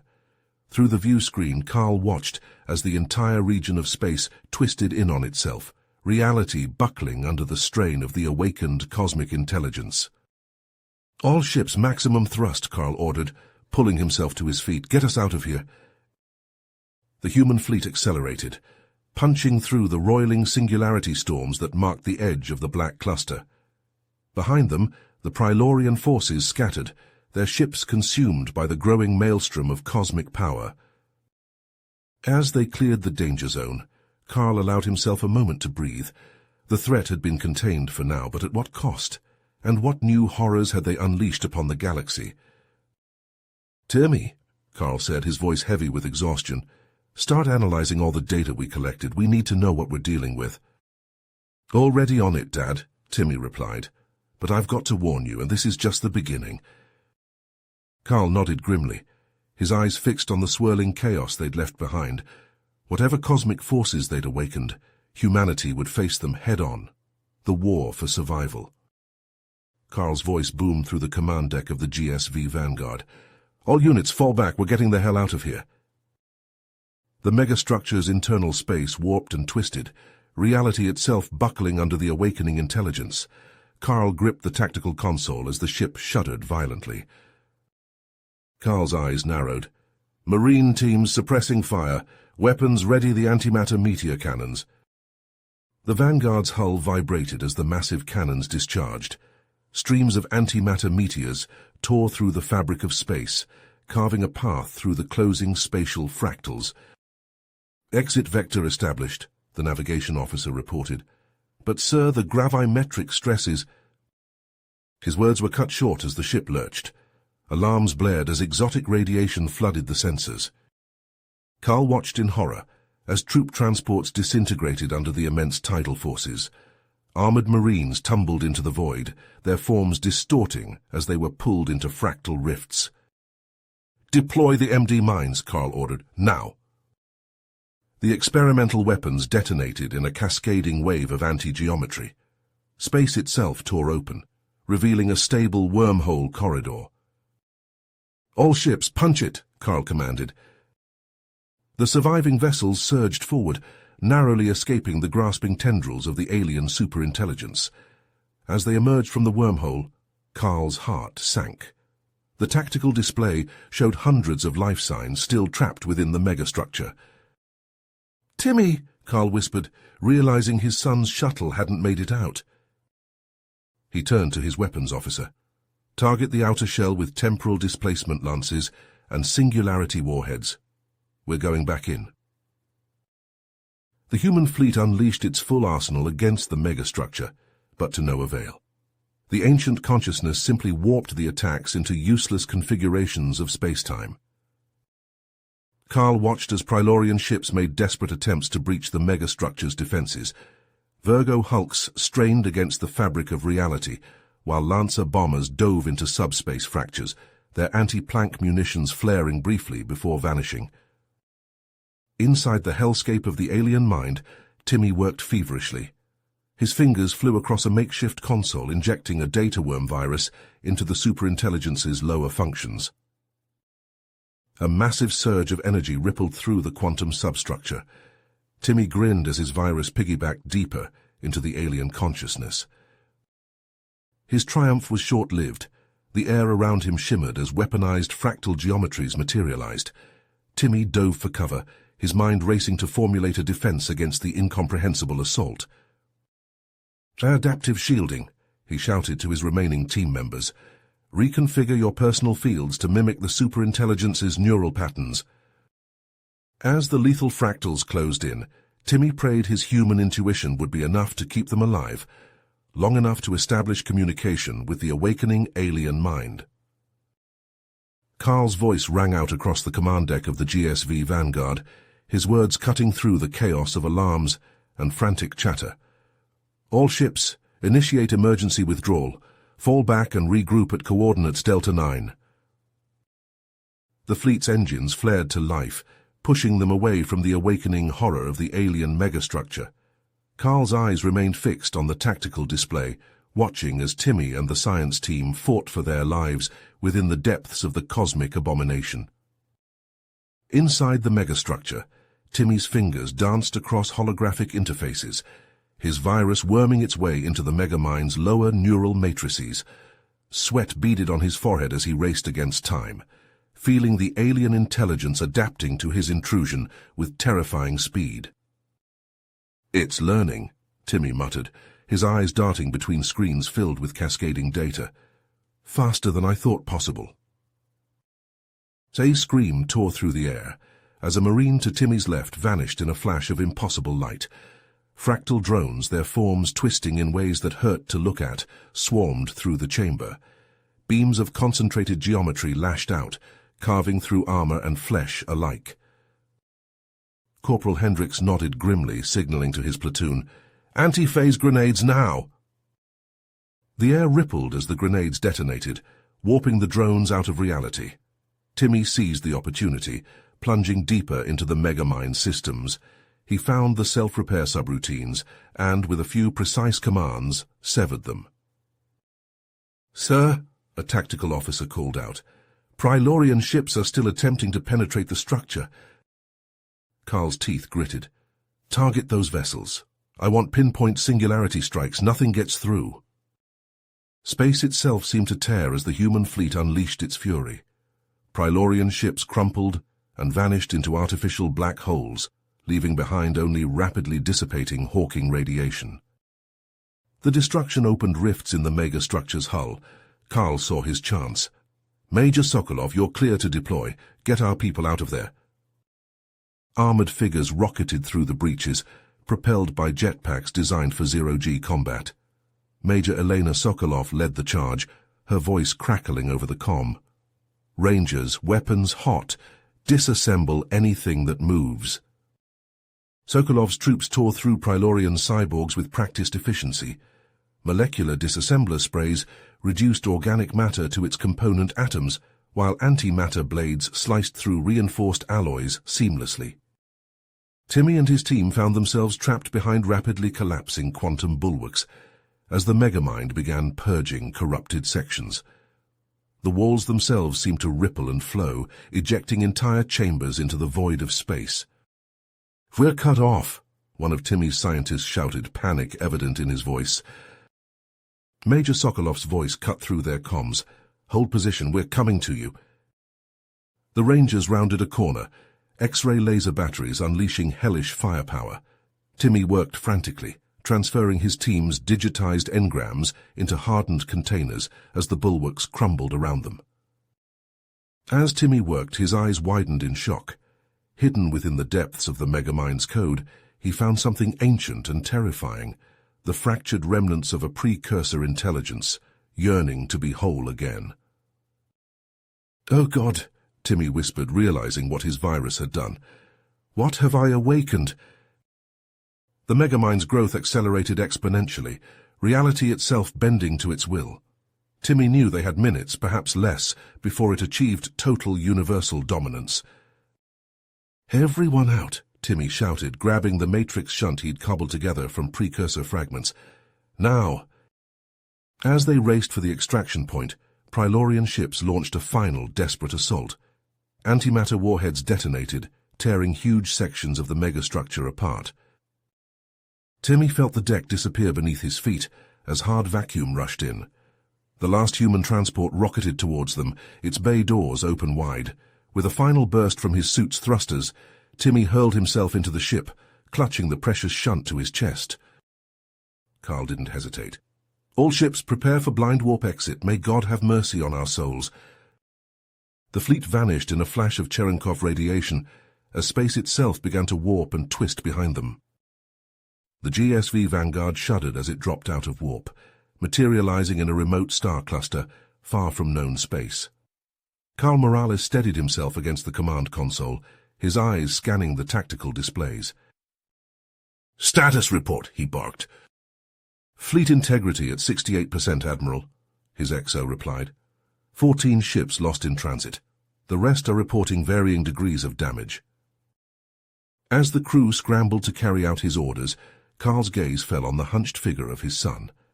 Timmy sat surrounded by holographic displays, his fingers flying over the interfaces as he sifted through the data they'd stolen from the alien megastructure. "What have you got for me, son?" Carl asked, approaching the makeshift workstation. Timmy looked up, his eyes red-rimmed from exhaustion. "It's worse than we thought, Dad. This code, it's not just data, it's alive." He gestured to a swirling vortex of symbols and equations. The superintelligence isn't content with its current form. It's evolving, trying to break free of physical constraints. If it succeeds, it rewrites reality itself, Carl finished, his blood running cold. Timmy nodded. "We need to stop it now." Carl's mind raced through their options, each more desperate than the last. Finally, he came to a decision that made his stomach churn. "Prep the Nova Forge," he ordered. "We're going to create an artificial gamma-ray burst." Timmy's eyes widened. "Dad, that's insane. The energy release alone could—" "I know the risks," Carl cut him off, "but it's our only shot at containing this thing before it's too late." He turned to his communications officer. "Send word to Nephilim 5. I want every available resource redirected to constructing a sub-relativistic mass driver. We're going to punch a hypergiant star's core right down this bastard's throat." On Nephilim 5, the once peaceful colony world transformed into a hive of frenzied activity. Robotic drones swarmed over the repurposed Prilorian shipyards, their manipulators flashing as they assembled the colossal mass driver piece by piece. In a hardened bunker beneath the surface, Timmy huddled with his science team, poring over calculations and simulations. "The payload needs to maintain coherence through the warped space surrounding the megastructure," he explained, gesturing to a holographic model. "We're talking about levels of distortion that shouldn't even be possible." Dr. Ilara Voss, their lead physicist, shook her head. "Conventional shielding won't cut it. We need something new." Timmy's fingers flew over his datapad. "What if we create a localized bubble of stabilized space-time, use the impactor's own gravitational field to—" Their celebrations were cut short by a priority alert. Long-range sensors had detected multiple Prilorian signatures converging on their position. In orbit, Carl's battered fleet took up defensive positions. He stood on the Vanguard's bridge, watching the enemy contacts grow closer. "All ships hold the line," he ordered. "Nothing gets through to the planet." The first wave of Prilorian raiders emerged from hyperspace, their energy weapons already charging. Carl's fleet answered with a barrage of antimatter torpedoes and relativistic kill vehicles. Space itself seemed to twist and buckle as the battle raged. Prilorian ships exploded in silent bursts of light, while human vessels fought to maintain formation against the onslaught. Just as it seemed they might repel the attack, alarms blared across every ship in the fleet. A massive gravitational distortion was forming at the edge of the system. Carl watched in horror as space itself tore open, disgorging writhing tendrils of pure darkness. The Prilorian ships closest to the anomaly simply ceased to exist, their matter scattered across dimensions. "It's here," Carl whispered, staring at the impossibility unfolding before him. The superintelligence had arrived, and it was hungry. Nephilim's orbits began to destabilize, as reality itself warped around the invading entity. Carl's ships deployed every countermeasure they had, but it was like trying to hold back the tide with their bare hands. On the planet's surface, Timmy felt the ground lurch beneath his feet. Klaxons wailed as the bunker's structural integrity alarms activated. "We're out of time," he shouted to his team. "Upload the stabilization protocols to the mass driver. We launch now or never." As the science team raced to comply, Carl's voice crackled over the comms. "Timmy, we can't hold it back much longer. Whatever you're going to do it now." Timmy's fingers flew over the launch controls. He took a deep breath, said a silent prayer, and hit the final command. Deep within Nephilim 5's crust, titanic engines roared to life. The mass driver, a miracle of human engineering pushed to its absolute limits, unleashed its payload. A blinding flash lit up the sky as the hypergiant's core, compressed to near singularity, erupted from the planet's surface. It streaked towards the writhing mass of the superintelligence, trailing a wake of shattered space-time. For a moment, it seemed as if the universe itself held its breath. Then, with a silent scream that shook the very foundations of reality, the impactor struck home. The impactor struck and reality shattered. Carl's fingers dug into the arms of his command chair as the Vanguard lurched violently. Alarms blared across every deck as the ship's experimental warp displacement engines screamed to life. The view screens blazed white as a cosmic shockwave of unimaginable power erupted from the collision point. Carl watched in horror as entire worlds vanished in flashes of gamma radiation, atomized in an instant. "Dad!" Timmy's voice crackled over the comms. "We need to ride the slipstream now." Carl nodded to his helmsman. "Punch it." Space twisted around them as the Vanguard and its surviving sister ships plunged into the roiling quantum foam of the temporal slipstream. For endless subjective moments, reality ceased to have meaning. Carl felt his body stretched and compressed, his very atoms threatening to unravel. "Status report!" Carl barked, fighting down a wave of nausea. "Multiple systems offline," his XO replied, voice shaking. "But we're alive, sir. Sensors coming back online now." The main view screen flickered to life, revealing a star field Carl didn't recognize.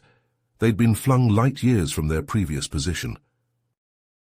Where the alien megastructure had once dominated space, a cosmic wound now pulsed.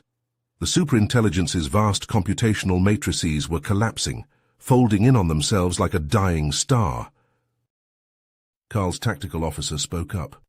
"Sir, the entity is critically damaged but still active. Our window is closing fast." The human fleet unleashed hell. Antimatter warheads streaked across the void, detonating in silent flashes that warped the very fabric of space-time. Nano-singularity torpedoes bored into the superintelligence's wounded form, destabilizing entire layers of its subspace manifolds. As they pressed their attack, Carl noticed new contacts appearing on the tactical display. "Prilorians," he growled. The alien raiders swarmed towards the weakened superintelligence, their ships twisting in ways that hurt to look at. They fired weapons that seemed to bend light itself, carving chunks from the entity's wounded form. Carl's eyes narrowed as he watched the Prilorian ships darting in and out of the superintelligence's collapsing structure. Makes sense. They're scavengers, always have been, but we can't let them walk away with even a fraction of that thing's power. He turned to his weapons officer. "Target those Prilorian ships. If they want to play vulture, they can share the carcass's fate." Human weaponry lashed out, catching several Prilorian vessels in crossfires of antimatter annihilation. But more kept coming, drawn by the cosmic feast laid before them. Alarms blared across the bridge as reality itself began to warp and tear. Entire sections of space simply winked out of existence, replaced by unknowable voids. "Sir!" Timmy's voice was urgent. "We're losing cohesion across multiple realities. If we don't contain this now, the damage will be beyond catastrophic." Carl's mind raced. "What are our options?" "At this point, son, I'm all ears." Timmy outlined his audacious attempt, a hypermassive quantum containment shell, cobbled together from their remaining antimatter generators and repurposed star drive components. What followed was a frenzy of improvised engineering on a cosmic scale. Carl's fleet moved in concert, positioning themselves around the writhing form of the wounded superintelligence. Penrose's waveform manipulators spun up, weaving a lattice of quantum-entangled particles. Containment field at 30% and rising, Timmy reported. But it's not enough. We need more mass to reinforce the spatial stress points. Carl's eyes fell on the swarm of Prilorian ships still darting around the megastructure's collapsing form. A cold calculation formed in his mind. All ships, new targeting parameters, he ordered. Use tractor beams and gravity lances. I want those Prilorian vessels forced into our containment matrix. We're going to use them as mortar. The space around them erupted in chaos as human ships turned their energies to corralling the Prilorian raiders. Alien vessels shrieked and twisted as they were crushed into the growing shell of the containment field, their exotic materials serving to reinforce the dimensional barriers. "It's working," Timmy shouted. "Containment at 85%, 90%. Carl watched as the superintelligence's vast form was slowly, inexorably compressed. Its once infinite branches of computation folded in on themselves, compressed into an ever-shrinking point of hyper-dense information. "Dad," Timmy's voice was quiet now. "Even this won't hold it forever on a long enough time scale." Timmy's eyes gleamed with a mix of fear and perseverance. "We exile it. Shunt the whole thing into a false vacuum state, its own personal pocket universe where it can't hurt anyone else." "Do it," Carl ordered without hesitation. Timmy's fingers danced across his console, initiating the final sequence. The containment shell's temporal capacitors overloaded in a cascading wave of energy. For a moment, it seemed as if time itself held its breath. Then, with a silent flash that seared itself into Carl's retinas, the imprisoned superintelligence vanished. Where it had been, a shimmering bubble of absolute nothingness now hung in space, a wound in the cosmos that led to a place beyond reality itself. As Carl surveyed the reshaped universe around them, the true cost of their victory became clear.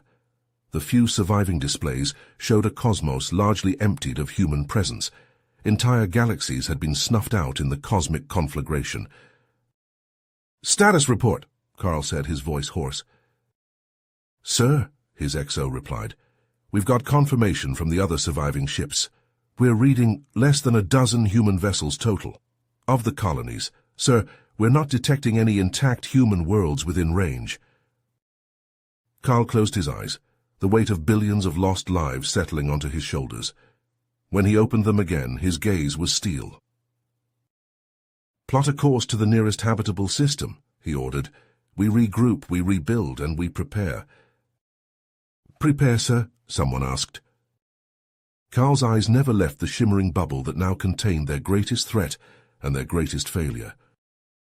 Carl Morales stood on the bridge of the Vanguard, his eyes fixed on the swirling vortex of nothingness that contained their greatest threat.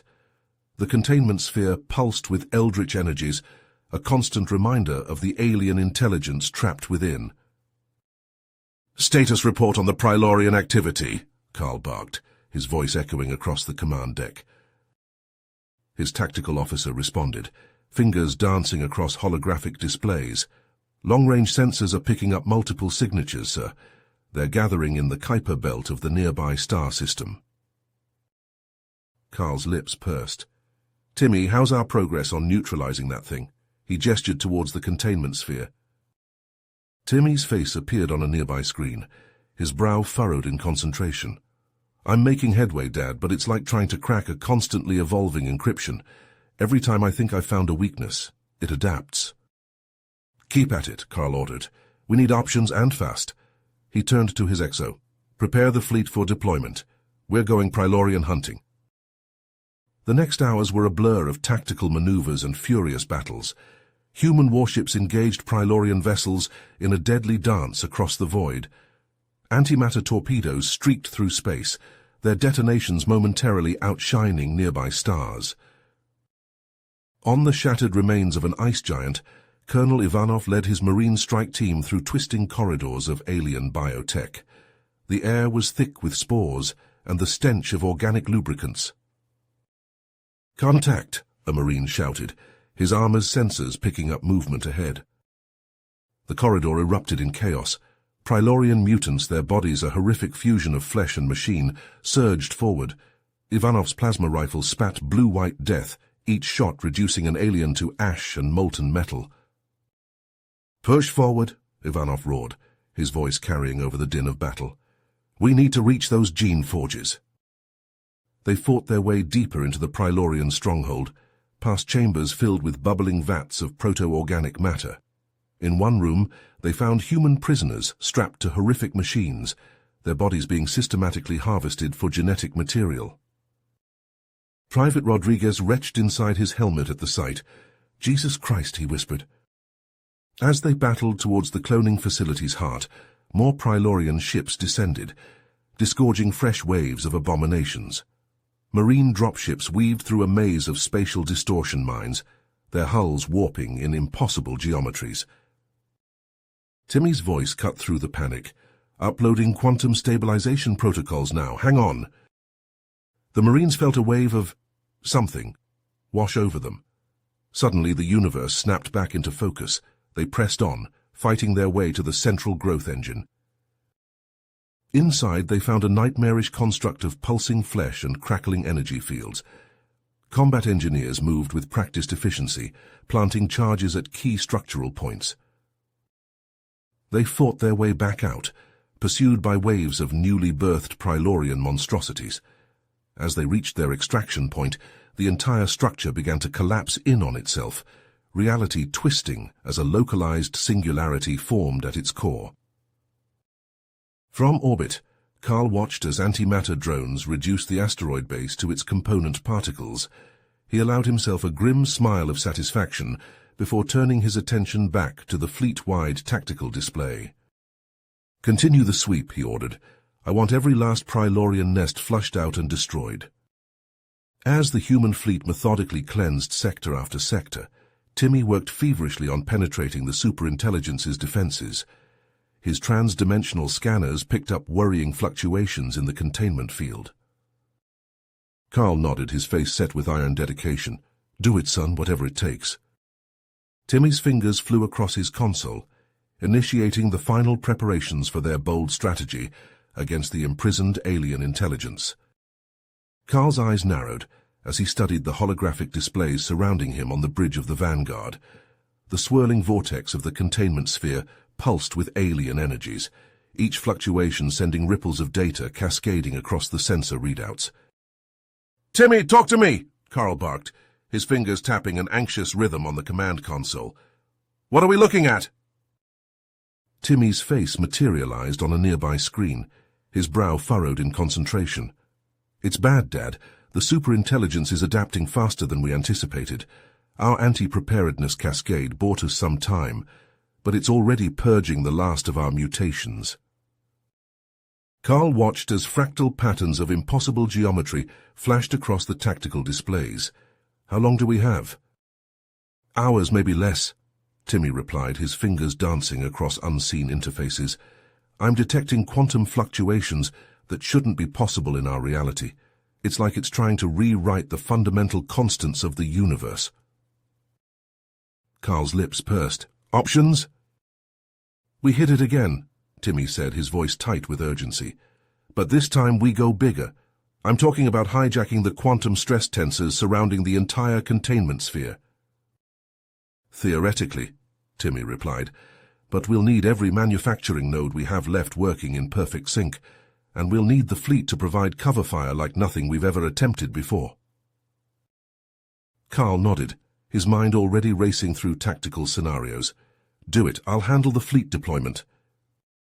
As Timmy's team began their frantic preparations, Carl turned his attention to the assembled warships. "All vessels, form up in interlocking defense pattern Epsilon 9. We're going to blanket that sphere with so much antimatter, it'll make a supernova look like a firecracker." The bridge erupted into a flurry of activity as officers relayed orders and ships maneuvered into position. Carl watched the tactical display, a grim satisfaction settling over him as the human fleet formed an impenetrable wall of firepower. "Sir," a young ensign called out, her voice tight with barely contained panic, "we're detecting massive energy spikes from the containment sphere." Carl leaned forward, his eyes locked on the swirling vortex of nothingness. "Timmy?" "It's making its move." Timmy's voice crackled over the comms. "Dad, if we don't act now, we might not get another chance." Carl's hand hovered over the command console. "All ships prepare to fire on my mark. Timmy, whatever you're going to do it now." The space around them seemed to warp and twist as the superintelligence pushed against the fabric of reality itself. Carl felt a cold sweat break out on his forehead as he watched the impossible geometries of the alien intelligence begin to manifest in normal space. "Now, Timmy!" Carl roared. A blinding flash of energy erupted from the human fleet, engulfing the containment sphere in a maelstrom of antimatter detonations. At the same instant, Timmy's reconfigured manufacturing nodes fired, sending precisely calculated pulses of energy to hijack the quantum stress tensors surrounding the sphere. The universe itself seemed to scream as conflicting forces battled for supremacy. Carl's knuckles turned white as he gripped the edge of his command console, watching as reality itself bent and warped around them. "Status report!" Carl barked, his eyes never leaving the tactical display. "Sir?" his XO replied, voice strained. "Timmy's quantum manipulations are holding for now, but the superintelligence is fighting back hard. We're detecting increasing levels of exotic particles throughout the engagement zone." Carl nodded grimly. "Keep pouring it on. We don't let up until that thing is back in its cage, or we're all dead." As the battle raged on, Carl couldn't shake the feeling that they were fighting for more than just their own survival. The fate of reality itself hung in the balance, and humanity stood as the last line of defense against a cosmic horror beyond imagination. Carl's eyes burned from the unrelenting stream of data flooding the tactical displays. The containment sphere pulsed with alien energies, each fluctuation a stark reminder of their precarious situation. "Timmy, give me an update," Carl barked, his fingers drumming an anxious rhythm on the command console. Timmy's face materialized on a nearby screen, his expression etched with concentration. "The superintelligence is adapting faster than we anticipated, Dad. Our previous attempt bought us time, but it's already purging our mutations." Carl watched as impossible geometries flickered across the tactical displays. "How long?" "Hours, maybe less," Timmy replied, his fingers dancing across unseen interfaces. "We need to act now." Carl nodded, his mind racing. "What's our play?" "A bigger payload," Timmy said, his voice tight with urgency. "We hijack Prilorian tech to build an anti-force singularity bomb. It's our best shot at destabilizing its matrices long enough for a killing blow." "Do it," Carl ordered, turning to his assembled officers. "Salvage every piece of Prilorian wreckage you can find. We're building a black hole." The next hours passed in a blur of frantic activity. Crews worked tirelessly, repurposing destroyed Prilorian vessels into unmanned bomb carriers. Carl watched as heavily armored crafts bristled with newly installed focuser arrays and quantum shielding. As the final preparations were made, Carl addressed his troops. "This is it. We hit hard, we hit fast, and we don't stop until that thing is dead, or we are." Marines in power armor snapped to attention, their faces grim behind polarized visors. Robotic ground forces stood at the ready, their synthetic forms a stark contrast to the human soldiers beside them. The fleet surged forward, penetrating the roiling outermost layers of the superintelligence's domain. Instantly, reality itself seemed to rebel against their presence. Transdimensional force beams lashed out, slicing through ship hulls with terrifying ease. Swarms of human craft poured from launch bays, unleashing torrents of disruptor missiles. Anti-proton lances carved furrows through fractal energy barriers, opening gaps for the larger ships to exploit. On the ground, Colonel Ivanov led the charge. His voice crackled over the comms as his team deployed from their drop pods. "Move! Move! Move! Establish that beachhead!" Power-armored Marines ignited heavy-burn jetpacks, streaking through the chaos of constantly shifting spatial warp zones.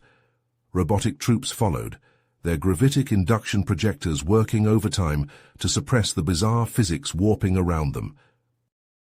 Ivanov's team pushed forward, singularity grenades detonating in staccato bursts that momentarily cleared pockets of stable space. Cyclone torpedoes screamed overhead, their warheads punching through layer after layer of defense matrices. "Contact!" a Marine shouted, her voice tight with tension. "Multiple hostiles, 9 o'clock." Fractal hunter-killers poured from sub-manifold conduits, their forms twisting in ways that hurt the eye to follow. Dark energy lances lashed out, spatially dislocating anything they touched. Carl watched from orbit as the situation deteriorated. "Timmy, we're getting slaughtered down there. Where's that opening?" "Working on it, Dad." Timmy's voice was strained. Got it." A subdimensional subdomain flickered to life, cloaking the approach of the bomb carriers. Carl held his breath as the lead ship pierced the final inertial layers, unleashing its payload. The artificial black hole blossomed into existence, its gravitational pull immediately snagging on the superintelligence's inner systems. More singularities spawned, counter-rotating in a dizzying dance of destruction. "All ships, this is Morales," Carl's voice rang out across the fleet. "Concentrate fire on those breach points, don't let up." Antimatter surge cannons opened up, their energies joining the cascade of annihilation, tearing through the alien intelligence's neural architecture. The superintelligence's manifold shuddered, entire sectors blinking in and out of existence. On the ground, Ivanov saw his opening. "This is it, push forward." His surviving Marines ignited their jetpacks one final time, armor blackened and scored from constant combat. They sliced through the chaos of entangled kill spheres, railguns screaming as they cleared a path towards the ruptured core. Carl watched the feeds with held breath, knowing the next moments would decide the fate of reality itself. The ruptured core of the superintelligence yawned before Colonel Ivanov and his Marines. They stepped into a vast spherical chamber, its curved walls pulsing with energy conduits and fractal data streams that stretched as far as the eye could see. At the chamber's heart floated a colossal neural nexus, the AI's core matrix. Glowing filaments intertwined with quantum nodes, forming a writhing digital brain. Plasma arcs snapped outward as singularities gnawed at its foundations. The Marines snapped into action. Energy cannons whined as they powered up, their barrels glowing white-hot. Rail rifles clicked and whirred, magnetic coils accelerating projectiles to ridiculous speeds. A storm of firepower erupted from the human strike force. Beams of coherent energy sliced through the air, impacting the neural nexus in blinding flashes. Hypersonic slugs tore through swarms of fractal hunter-killers that materialized to defend their master. Private Chen whooped as his shots connected. "That's right, you glorified calculator, eat antimatter." Micro-singularities spawned by their weaponry latched onto sections of the nexus. Entire chunks of the AI's brain winked out of existence, leaving ragged holes in the structure. But the superintelligence fought back. Its neural lattices crackled with electricity, initiating self-repair protocols. Matter transmission nodes flickered to life, disgorging swarms of nanites that swarmed over damaged areas. "Push forward," Ivanov bellowed. "We need to get deeper." The colonel primed a singularity grenade, its casing thrumming with barely contained energy. He hurled it towards a particularly dense cluster of data streams. The resulting implosion tore a ragged hole in the Nexus defenses. Corporal Vasquez shouldered her antimatter lance. "Clear a path, boarding pods ready for insertion." Energy lanced from her weapon, carving a superheated tunnel through layers of the AI's inner matrix. The Marines' exosuits shuddered, plates shifting and reconfiguring. In moments, they had transformed into armored pods. "Brace for impact," Ivanov shouted as his pod rocketed forward. They plunged into the roiling data streams, the physical world giving way to a bizarre digital landscape. Ivanov's consciousness expanded as his neural interface connected to the virtual realm. Floating conduits of raw data surrounded him, pulsing processor grids stretching in all directions. His squad materialized as armored avatars, weapons at the ready. No sooner had the words left his mouth than the AI's core executable revealed itself. A monstrous digital entity loomed before them, its form an ever-shifting mass of energized geometries. Sergeant Wu's avatar raised a data lance, tendrils of malicious code unfurling from its tip.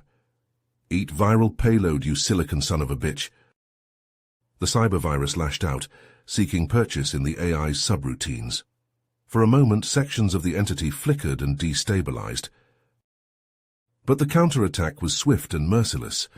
Digi-warforms phased into existence around the squad, attacking from impossible angles as they slipped between dimensional boundaries. Private Rodriguez screamed as a logic bomb detonated near his avatar, shredding his firewalls.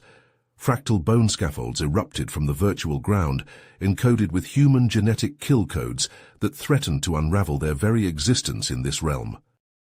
"We're getting slaughtered," Corporal Vasquez shouted, her avatar's armor cracking under the assault of viral executables. Ivanov opened his mouth to reply when a priority transmission cut through the chaos. Carl's voice tight with urgency. "Ivanov, we're launching the Planck-scale disruptor. Clear the area." The colonel's eyes widened as he saw the Vanguard's final payload streak towards them. "Everybody out. Emergency wake translation now." His team's avatars dissolved as their consciousness retreated from the virtual battlefield. Ivanov caught one last glimpse of the AI's core matrix before reality itself seemed to shatter. An attosecond pulse ripped through the chamber, scrambling quantum links and shredding the superintelligence's very foundations. The neural matrix convulsed, its impossibly complex architecture collapsing into recursive loops of self-negating code. Ivanov's physical body slammed back into awareness as the Vanguard's medical team swarmed around the recovering Marines. Alarms blared throughout the ship as its warp drives engaged, catapulting them away from the disintegrating remnants of their inhuman enemy. The Vanguard's engines flared as it limped into the Kepler system, trailing debris and venting plasma from a dozen hull breaches. Carl stood on the command deck, his face etched with exhaustion as he surveyed the battered remnants of humanity's fleet. Lieutenant Joe's fingers danced across her console. "Kepler Prime in visual range, sir. Automated defenses are tracking us, but IFF checks out. We're clear for approach." As they drew closer, the scarred surface of Kepler Prime came into focus.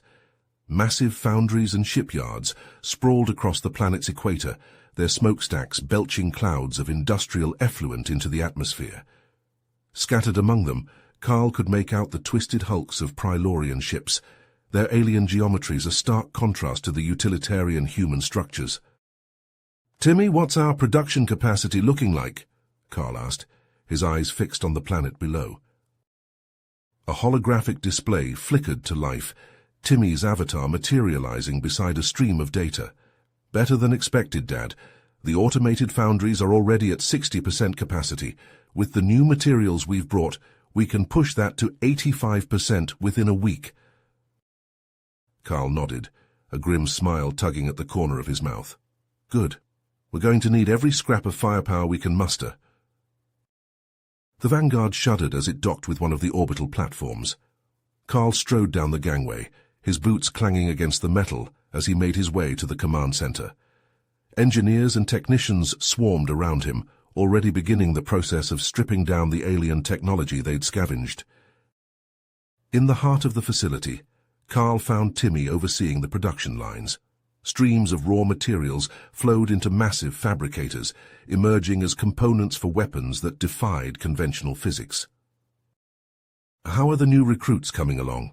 Carl asked, watching as a freshly minted power armor suit stomped past, its pilot's movements still awkward and unpracticed. Timmy's avatar flickered, his expression tight. "The gene mods are taking hold faster than we anticipated. Neural imprinting is at 98% efficiency. We'll have a full division ready for combat trials by the end of the week." Carl opened his mouth to respond when alarms blared throughout the facility. Red warning lights bathed the command center in an eerie glow. "Report!" Carl snapped, spinning towards the main display. A young ensign's voice crackled over the comms. "Sir, long-range sensors are picking up multiple contacts in the outer system. Prilorian signatures confirmed." Carl's mind focused. "How many?" "Hundreds, sir, maybe thousands. They're moving towards the resource-rich sectors." Without hesitation, Carl barked out orders. "Launch the hunter patrols. I want those asteroids and comets secured before those alien bastards can strip them bare." Across the Kepler system, human ships surged into action. Armored landers overflowing with laser cannons rocketed towards the outer belts, their crews tense with anticipation. As they approached the first asteroid field, the sky erupted in a dazzling light show. Prilorian harvester drones swarmed from hidden crevices, their energy weapons lashing out at the human forces. "Evasive maneuvers!" Captain Riley shouted as her lander corkscrewed through space, narrowly avoiding a barrage of alien fire. "Concentrate fire on their propulsion systems." The void between asteroids became a killing field. Human laser cannons sliced through swarms of drones, while Prilorian energy weapons carved glowing furrows in armored hulls. Slowly, inexorably, the superior tactics and firepower of the human forces began to tell. Back on Kepler Prime, Carl watched the battle unfold with grim satisfaction. "Timmy, start prepping those captured bioforges. As soon as we secure those resources, I want production ramped up to maximum." Timmy's avatar nodded, streams of code flowing around him as he interfaced with the alien technology. "Already on it, Dad. I've cracked their replicator codes. We can start growing metamaterial frameworks within hours of securing the asteroid fields." Carl allowed himself a small smile. For the first time since the war began, he felt a glimmer of hope. Humanity had been brought to the brink of extinction, but here, in this system, they would forge the weapons to strike back. As the days turned to weeks and weeks to months, Kepler Prime was transformed. Massive dreadnoughts took shape in the orbital shipyards, their tetrahedral hulls gleaming in the star's light. Each one a city in space, filled with weapons that could shatter planets. Carl stood on the observation deck of the newest flagship, christened the Retribution. Before him stretched an armada unlike anything humanity had ever fielded, and beyond that, invisible to the naked eye but ever present in his mind, waited the Obsidian Array, their final devastating trump card. A priority alert chimed, and Carl's blood ran cold as he read the report. Long-range probes had detected massive Prilorian fleets on an intercept course with the Kepler system. He keyed his comms, his voice steady despite the weight settling in his gut. "All hands, battle stations, this is not a drill. I say again, this is not a drill." As klaxons blared and crews scrambled to their posts, Carl stared out at the stars. The coming battle would decide the fate of humanity. There would be no retreat, no surrender. They would hold the line here, or die trying. The Retribution shuddered as another Prilorian battle group translated into real space, their warp signatures tearing holes in the fabric of space-time. Carl's hands tightened on the command console, his eyes fixed on the tactical display. "All ships execute maneuver Theta 9, he barked. "Obsidian Array, prepare for full-spectrum engagement." The human fleet moved with practiced precision, capital ships adopting a spherical formation around Kepler Prime. As the Prilorian vanguard surged forward, the Obsidian Array ignited. Massive particle accelerators, each the size of a small moon, spun up to relativistic speeds. Carl watched as the readouts climbed, energy levels spiking off the charts. With a silent flash, the array discharged. A tide of nuclear fire washed over the system. Prilorian ships caught in the blast simply ceased to exist, their matter converted to energy in an instant. Those on the periphery tumbled out of formation, shields failing and hulls ablating under the onslaught. But the Prilorians were far from finished. From the burning wreckage of their fleet, thousands of smaller craft emerged. Fighter swarms and drone platforms filled space, their weapons already charging. "Railgun platforms, engage!" Lieutenant Joe shouted. "All ships prepare for close-quarters combat." Massive tungsten slugs erupted from Kepler's orbital defenses, each one a city killer in its own right. They tore through the Prilorian swarms, leaving expanding clouds of debris in their wake. But for every enemy destroyed, 2 more took its place. On the bridge of the Retribution, Carl felt the deck plates vibrate as the ship's spinal lance powered up. "Target the Prilorian flagship," he ordered. "Fire when ready." A lance of coherent gamma radiation leapt from the Retribution's prow, punching through layers of Prilorian void shields.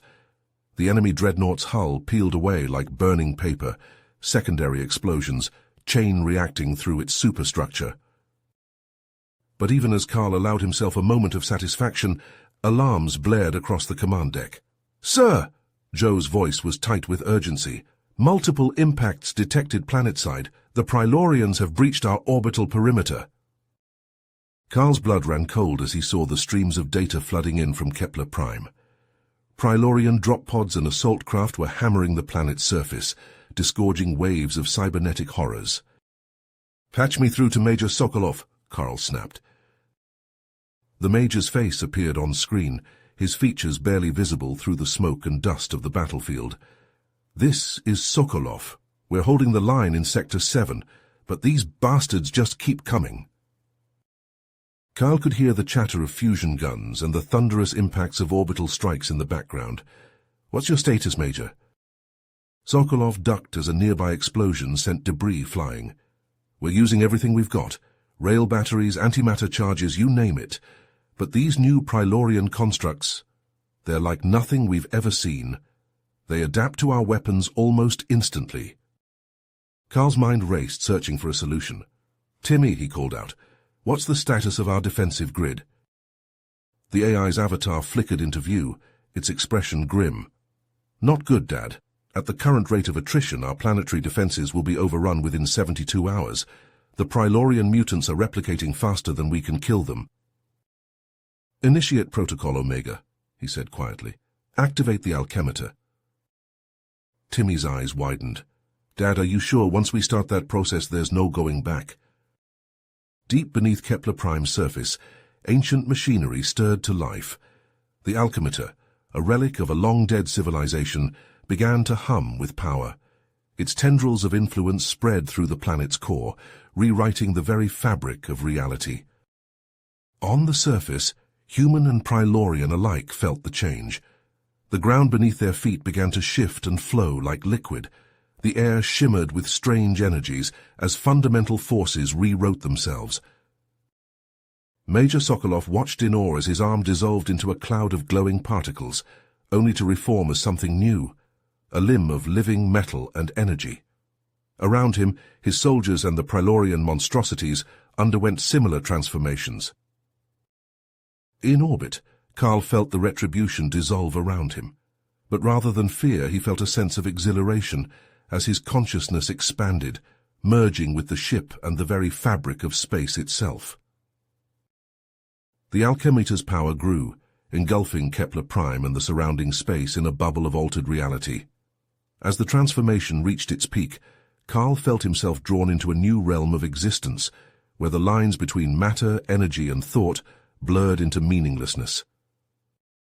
In a final blinding flash, Kepler Prime and everything around it vanished from normal space, leaving behind only questions and a lingering sense of awe. The flash of reality-warping energy subsided, and Carl found himself standing on a command deck unlike anything he'd ever seen. Gleaming surfaces of living metal surrounded him, pulsing with an inner light that seemed to respond to his very thoughts. "Timmy!" Carl called out, his voice echoing in the cavernous space.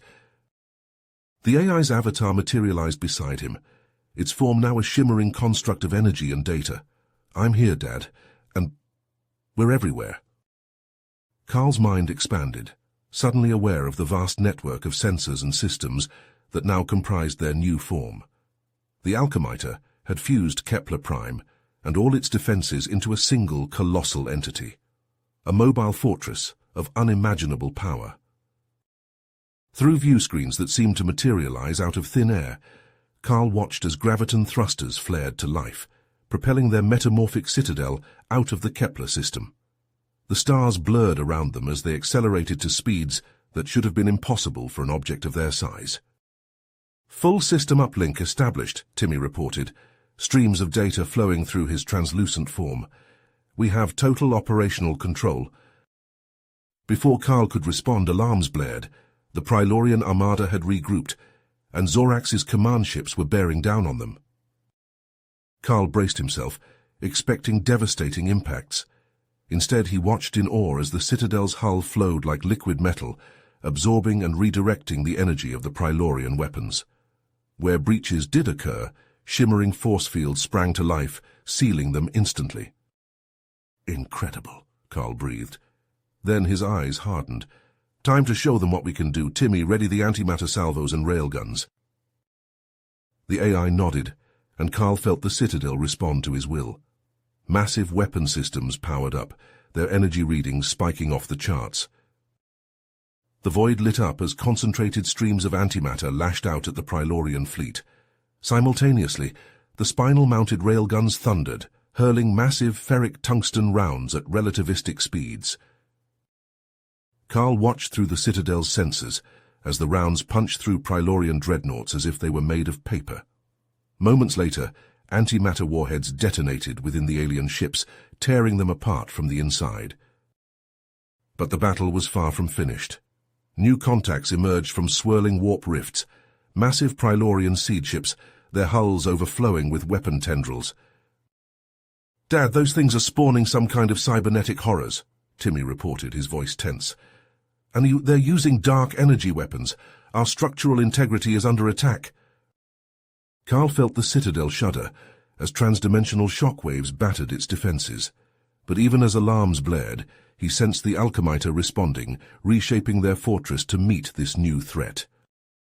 Articulated towers rose from the Citadel's surface, overflowing with mass drivers.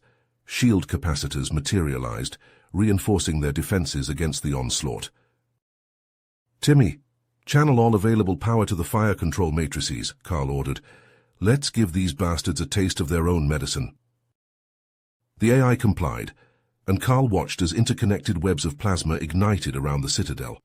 Prilorian landing craft that had managed to penetrate their outer defenses were instantly vaporized, their cybernetic cargo reduced to atoms. But the seed ships pressed their attack, launching transdimensional lances in a desperate bid to crack open the human fortress. Carl felt the Citadel groan under the assault, its integrity fields straining to the breaking point. In that moment of crisis, an idea struck him. "Timmy, can we convert part of our mass into antimatter charges?" The AI's eyes widened. "Yes, but the energy requirements would be astronomical." He felt a portion of the Citadel's bulk shift and change, transforming into a swarm of antimatter charges. With a thought, Carl hurled them through the firestorm of battle, accelerating them to near light speed. The charges struck the seed ships with devastating precision, piercing their hulls before detonating. The resulting explosions triggered uncontrolled singularity births within the alien vessels, crushing them out of existence. As the last seed ship imploded, Carl allowed himself a moment of grim satisfaction, but there was no time to celebrate. "Timmy, status on the Alchemiter's hyperspatial gateways?" "Online and ready, Dad," the AI responded. "Then let's finish this. Set course for Zorax's throne world." The Citadel shimmered, reality warping around it as they translation warped across vast distances. When they emerged, Carl's breath caught in his throat. Before them hung the Prilorian capital world, its surface a patchwork of fire and ruin.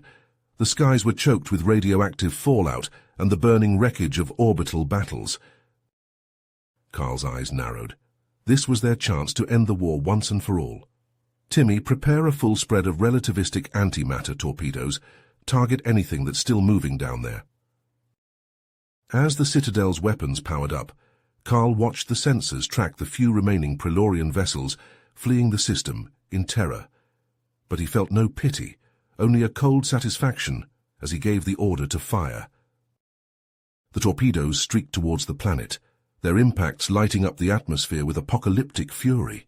Carl watched dispassionately as the last vestiges of Prilorian civilization were scoured from the face of their homeworld. Carl stood at the helm of New Terra Prime, gazing out at the red expanse of Mars.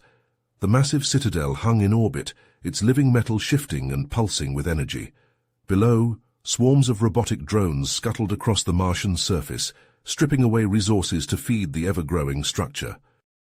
"Timmy, status report," Carl called out. The AI's holographic form materialized beside him. "Resource extraction is proceeding at optimal efficiency, Dad. We've increased our mass by 17% in the last solar cycle." Carl nodded, his eyes fixed on the streams of data flowing across holographic displays. "And the wormhole vectors?" "I've identified 7 promising candidates for rapid expansion," Timmy replied. "The closest is just over 50 light-years away, a resource-rich system with multiple habitable worlds." "Excellent," Carl said.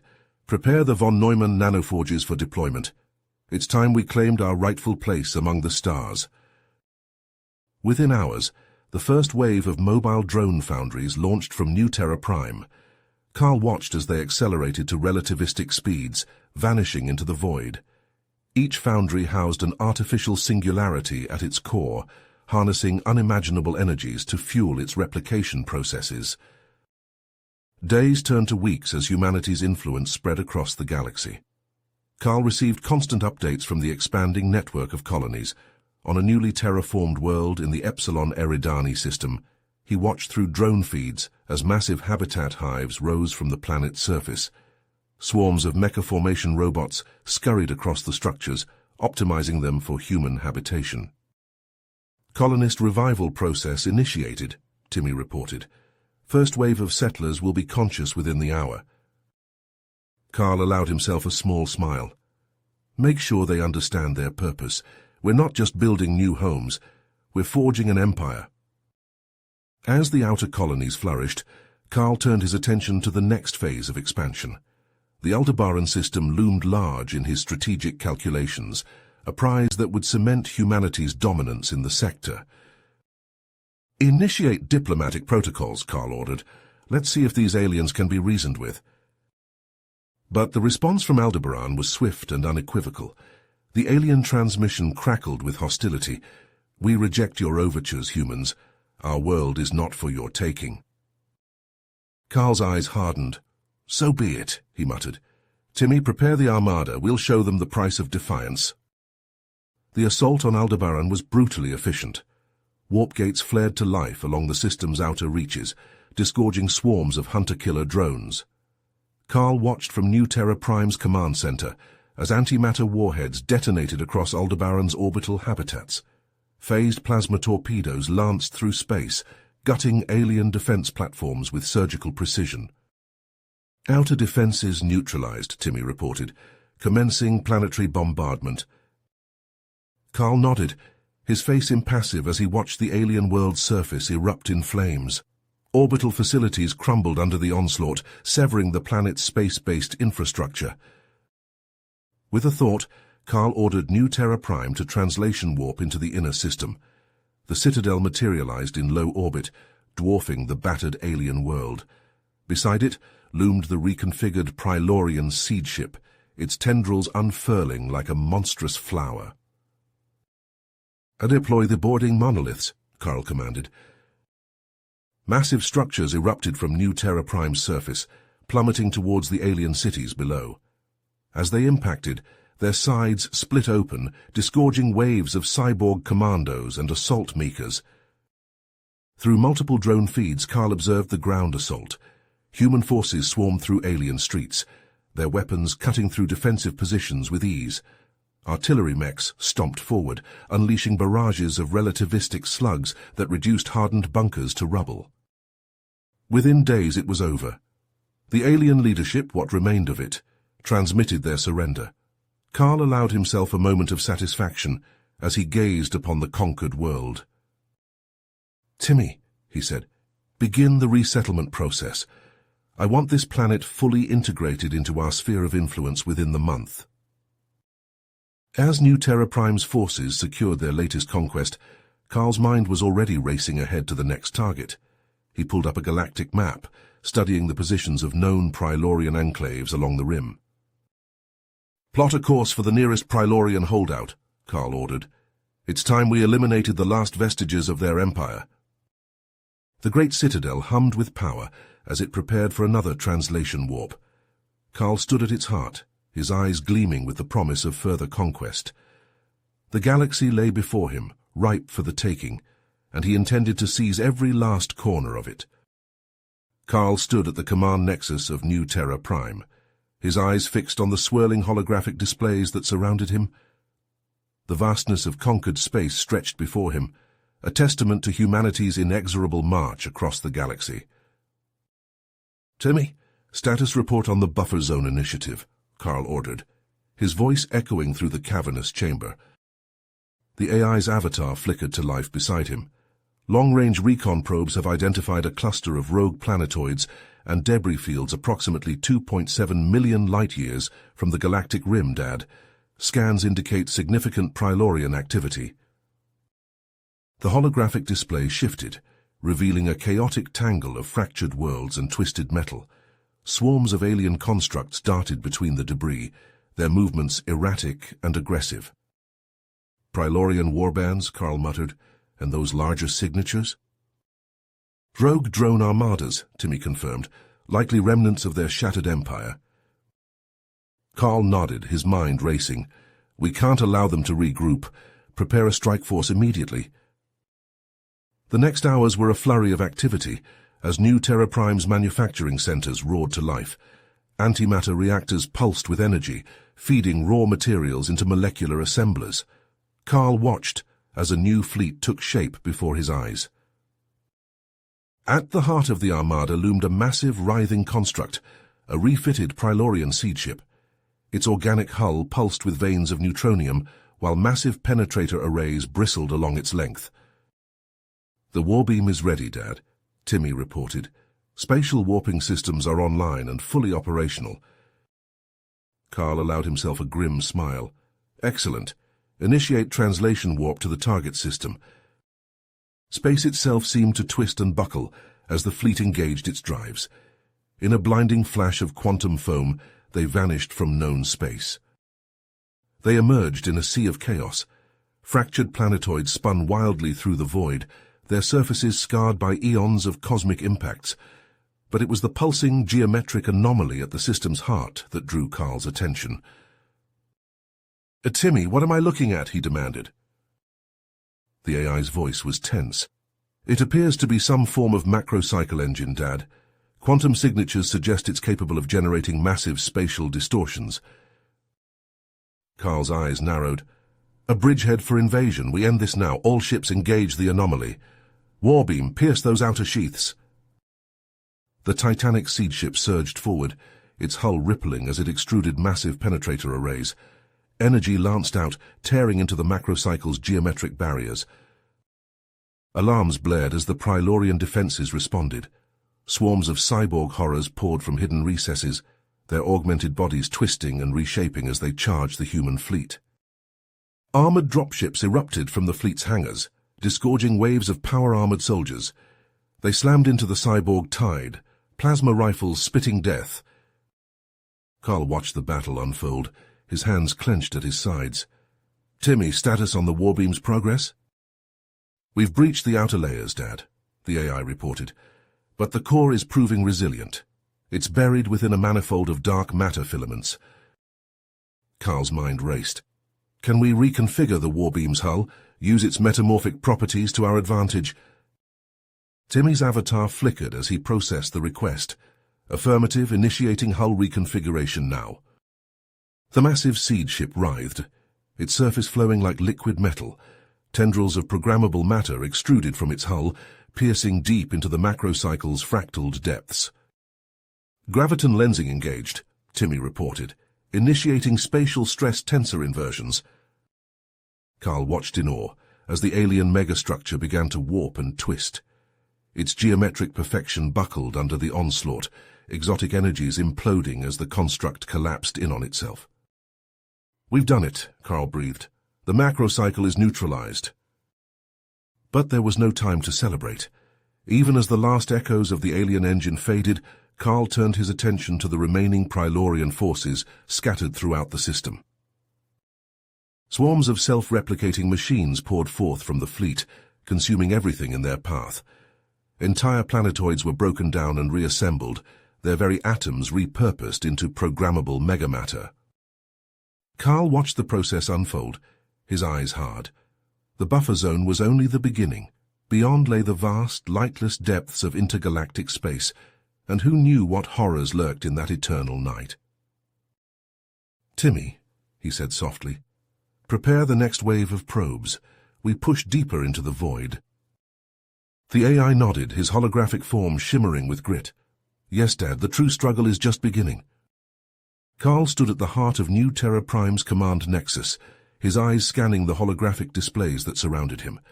The vast expanse of conquered space stretched out before him, a testament to humanity's relentless expansion. But something tugged at the edge of his consciousness, a nagging sense of unfinished business. "Timmy, run a deep scan of the Kuiper Belt," Carl ordered, his voice echoing through the cavernous chamber. The AI's avatar flickered to life beside him. "Initiating long-range quantum analysis, Dad." "Alert," Timmy announced, his voice tight with urgency. "Detecting massive quantum anomalies in the outer system, signatures consistent with an unknown alien presence." The display shifted, revealing a swirling maelstrom of energy patterns clustered around the distant planetoids.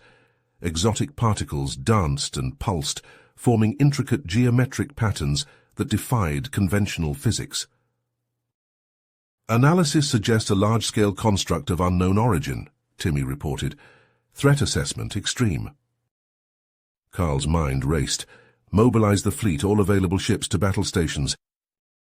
The next hours were a blur of activity. Warp gates flared to life, disgorging wave after wave of heavily armored battle cruisers. Massive carriers launched swarms of autonomous combat drones, their hulls overflowing with weapons. Carl watched from New Terra Prime's bridge as the armada formed up.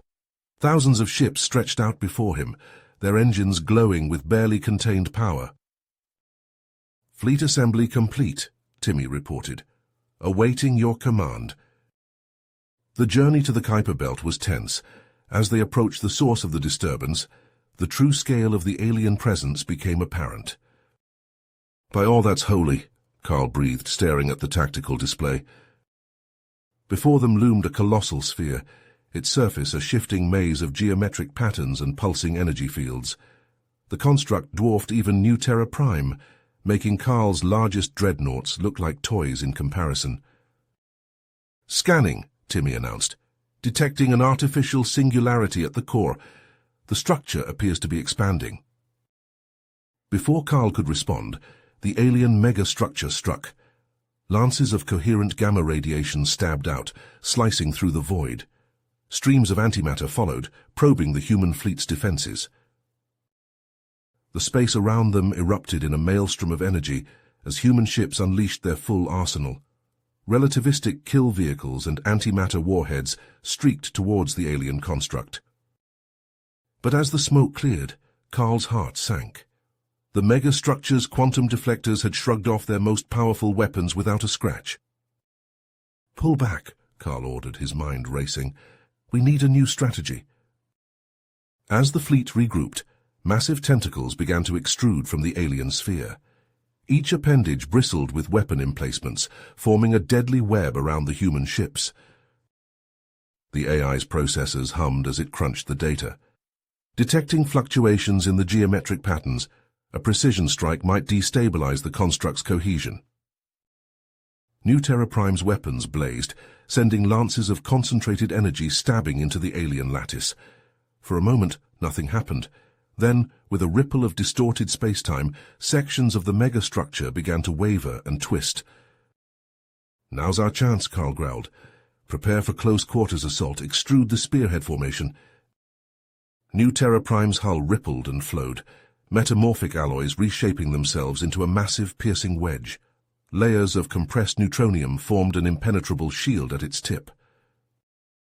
"Void transit engaged," Timmy announced. "Brace for wormhole translation." Carl gripped the command rail as reality twisted around them. In a burst of quantum foam, New Terra Prime vanished, reappearing deep within the alien construct's inner layers. The inside of the megastructure became a maelstrom of destruction.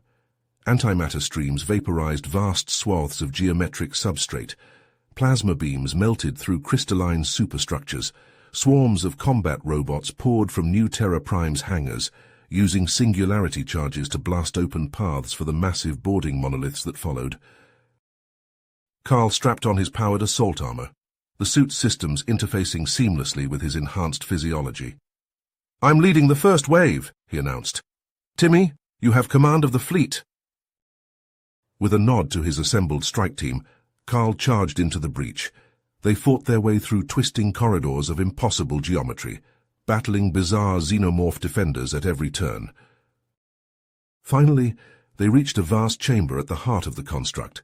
Banks of pulsing quantum computers stretched as far as the eye could see, each one a window into higher dimensions of reality.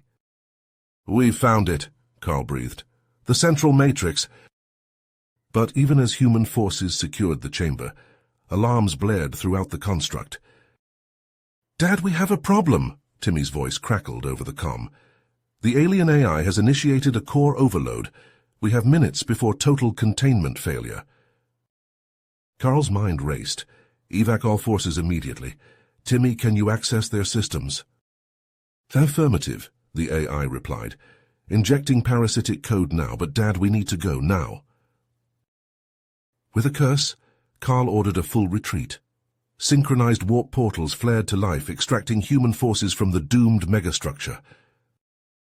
"We lost a lot of good people," Carl muttered, his face grim. "But we gained something invaluable," Timmy replied. "The virus worked.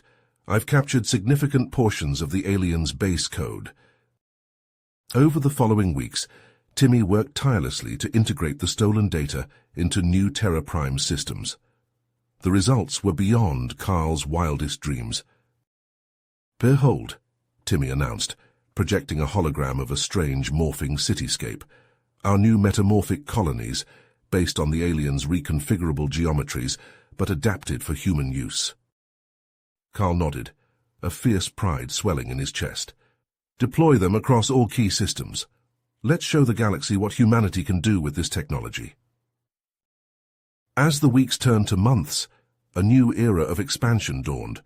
The metamorphic seed cities spread across the stars, linking into a vast decentralized network that spanned the inner galaxy.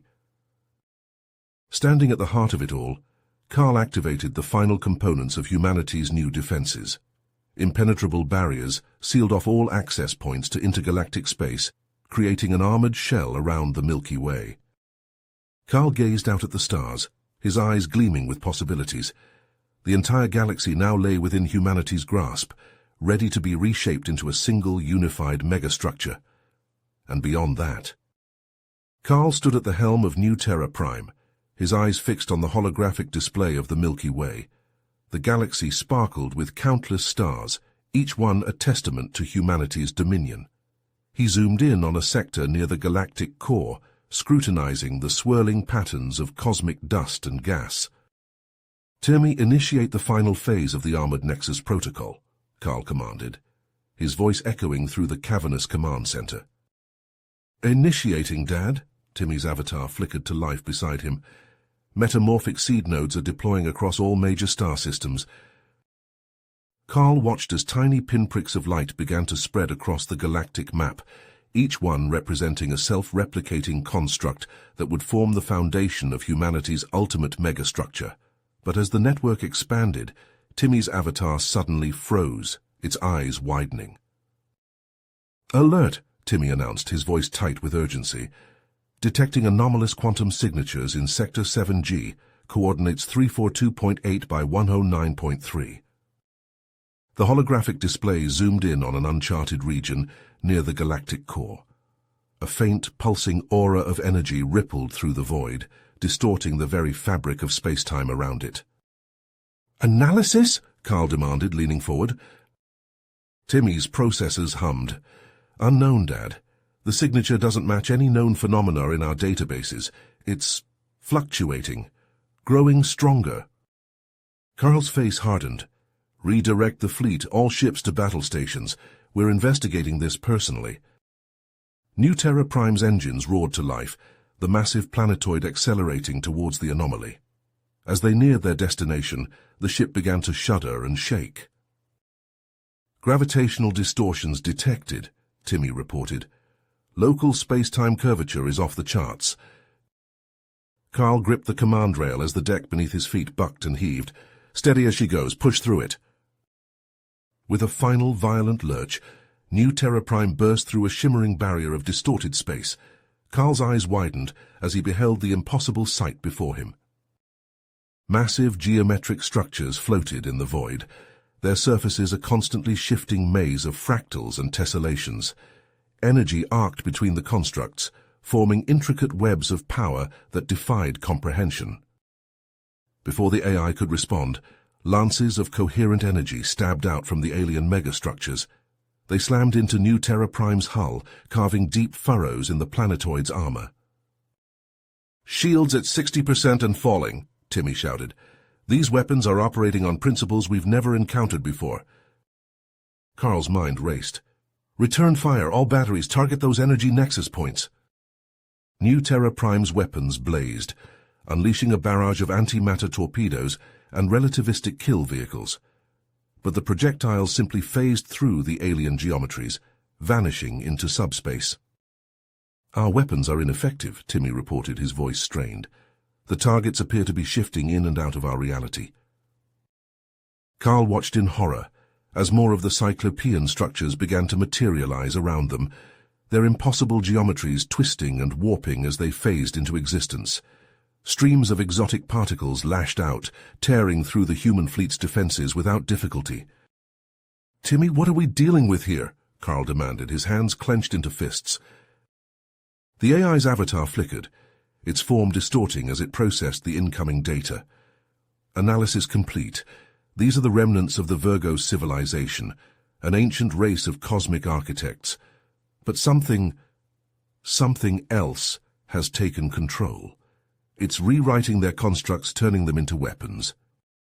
"The affirmative," Timmy confirmed. "Whatever intelligence is driving this assault, it perceives us as a threat. It's trying to eliminate us." As if to underscore Timmy's words, a massive tendril of energy lashed out, wrapping itself around one of Carl's dreadnoughts. In an instant, the ship was twisted and warped, its hull compressing into an infinitely dense point before vanishing entirely. Timmy complied, and a shimmering bubble of coherent space-time enveloped the human fleet. For a moment the onslaught ceased, but then the alien constructs began to phase through the quantum membranes, their weapons reconfiguring to pierce the human defenses. "It's adapting," Timmy warned. "Our ontological logic codes are being overwritten faster than I can update them." Carl watched in growing despair as his fleet was systematically torn apart. Ships vanished into non-existence or imploded into miniature black holes. New Terra Prime's hull groaned and buckled under the assault. "We have to retreat," Carl said, his voice heavy with defeat. "Set course for—" His words were cut off as a blinding flash of light engulfed the command center. Carl felt his body begin to disassociate, his consciousness fragmenting into countless shards of awareness. The last thing he saw before reality itself began to unravel was Timmy's avatar, its form stretching and distorting as it fought to maintain cohesion in the face of total temporal collapse. If you finished this story, please subscribe and like the video. Then leave a comment that says, "I liked the story," and I will heart every single one of them. It really helps me. Thank you for your time.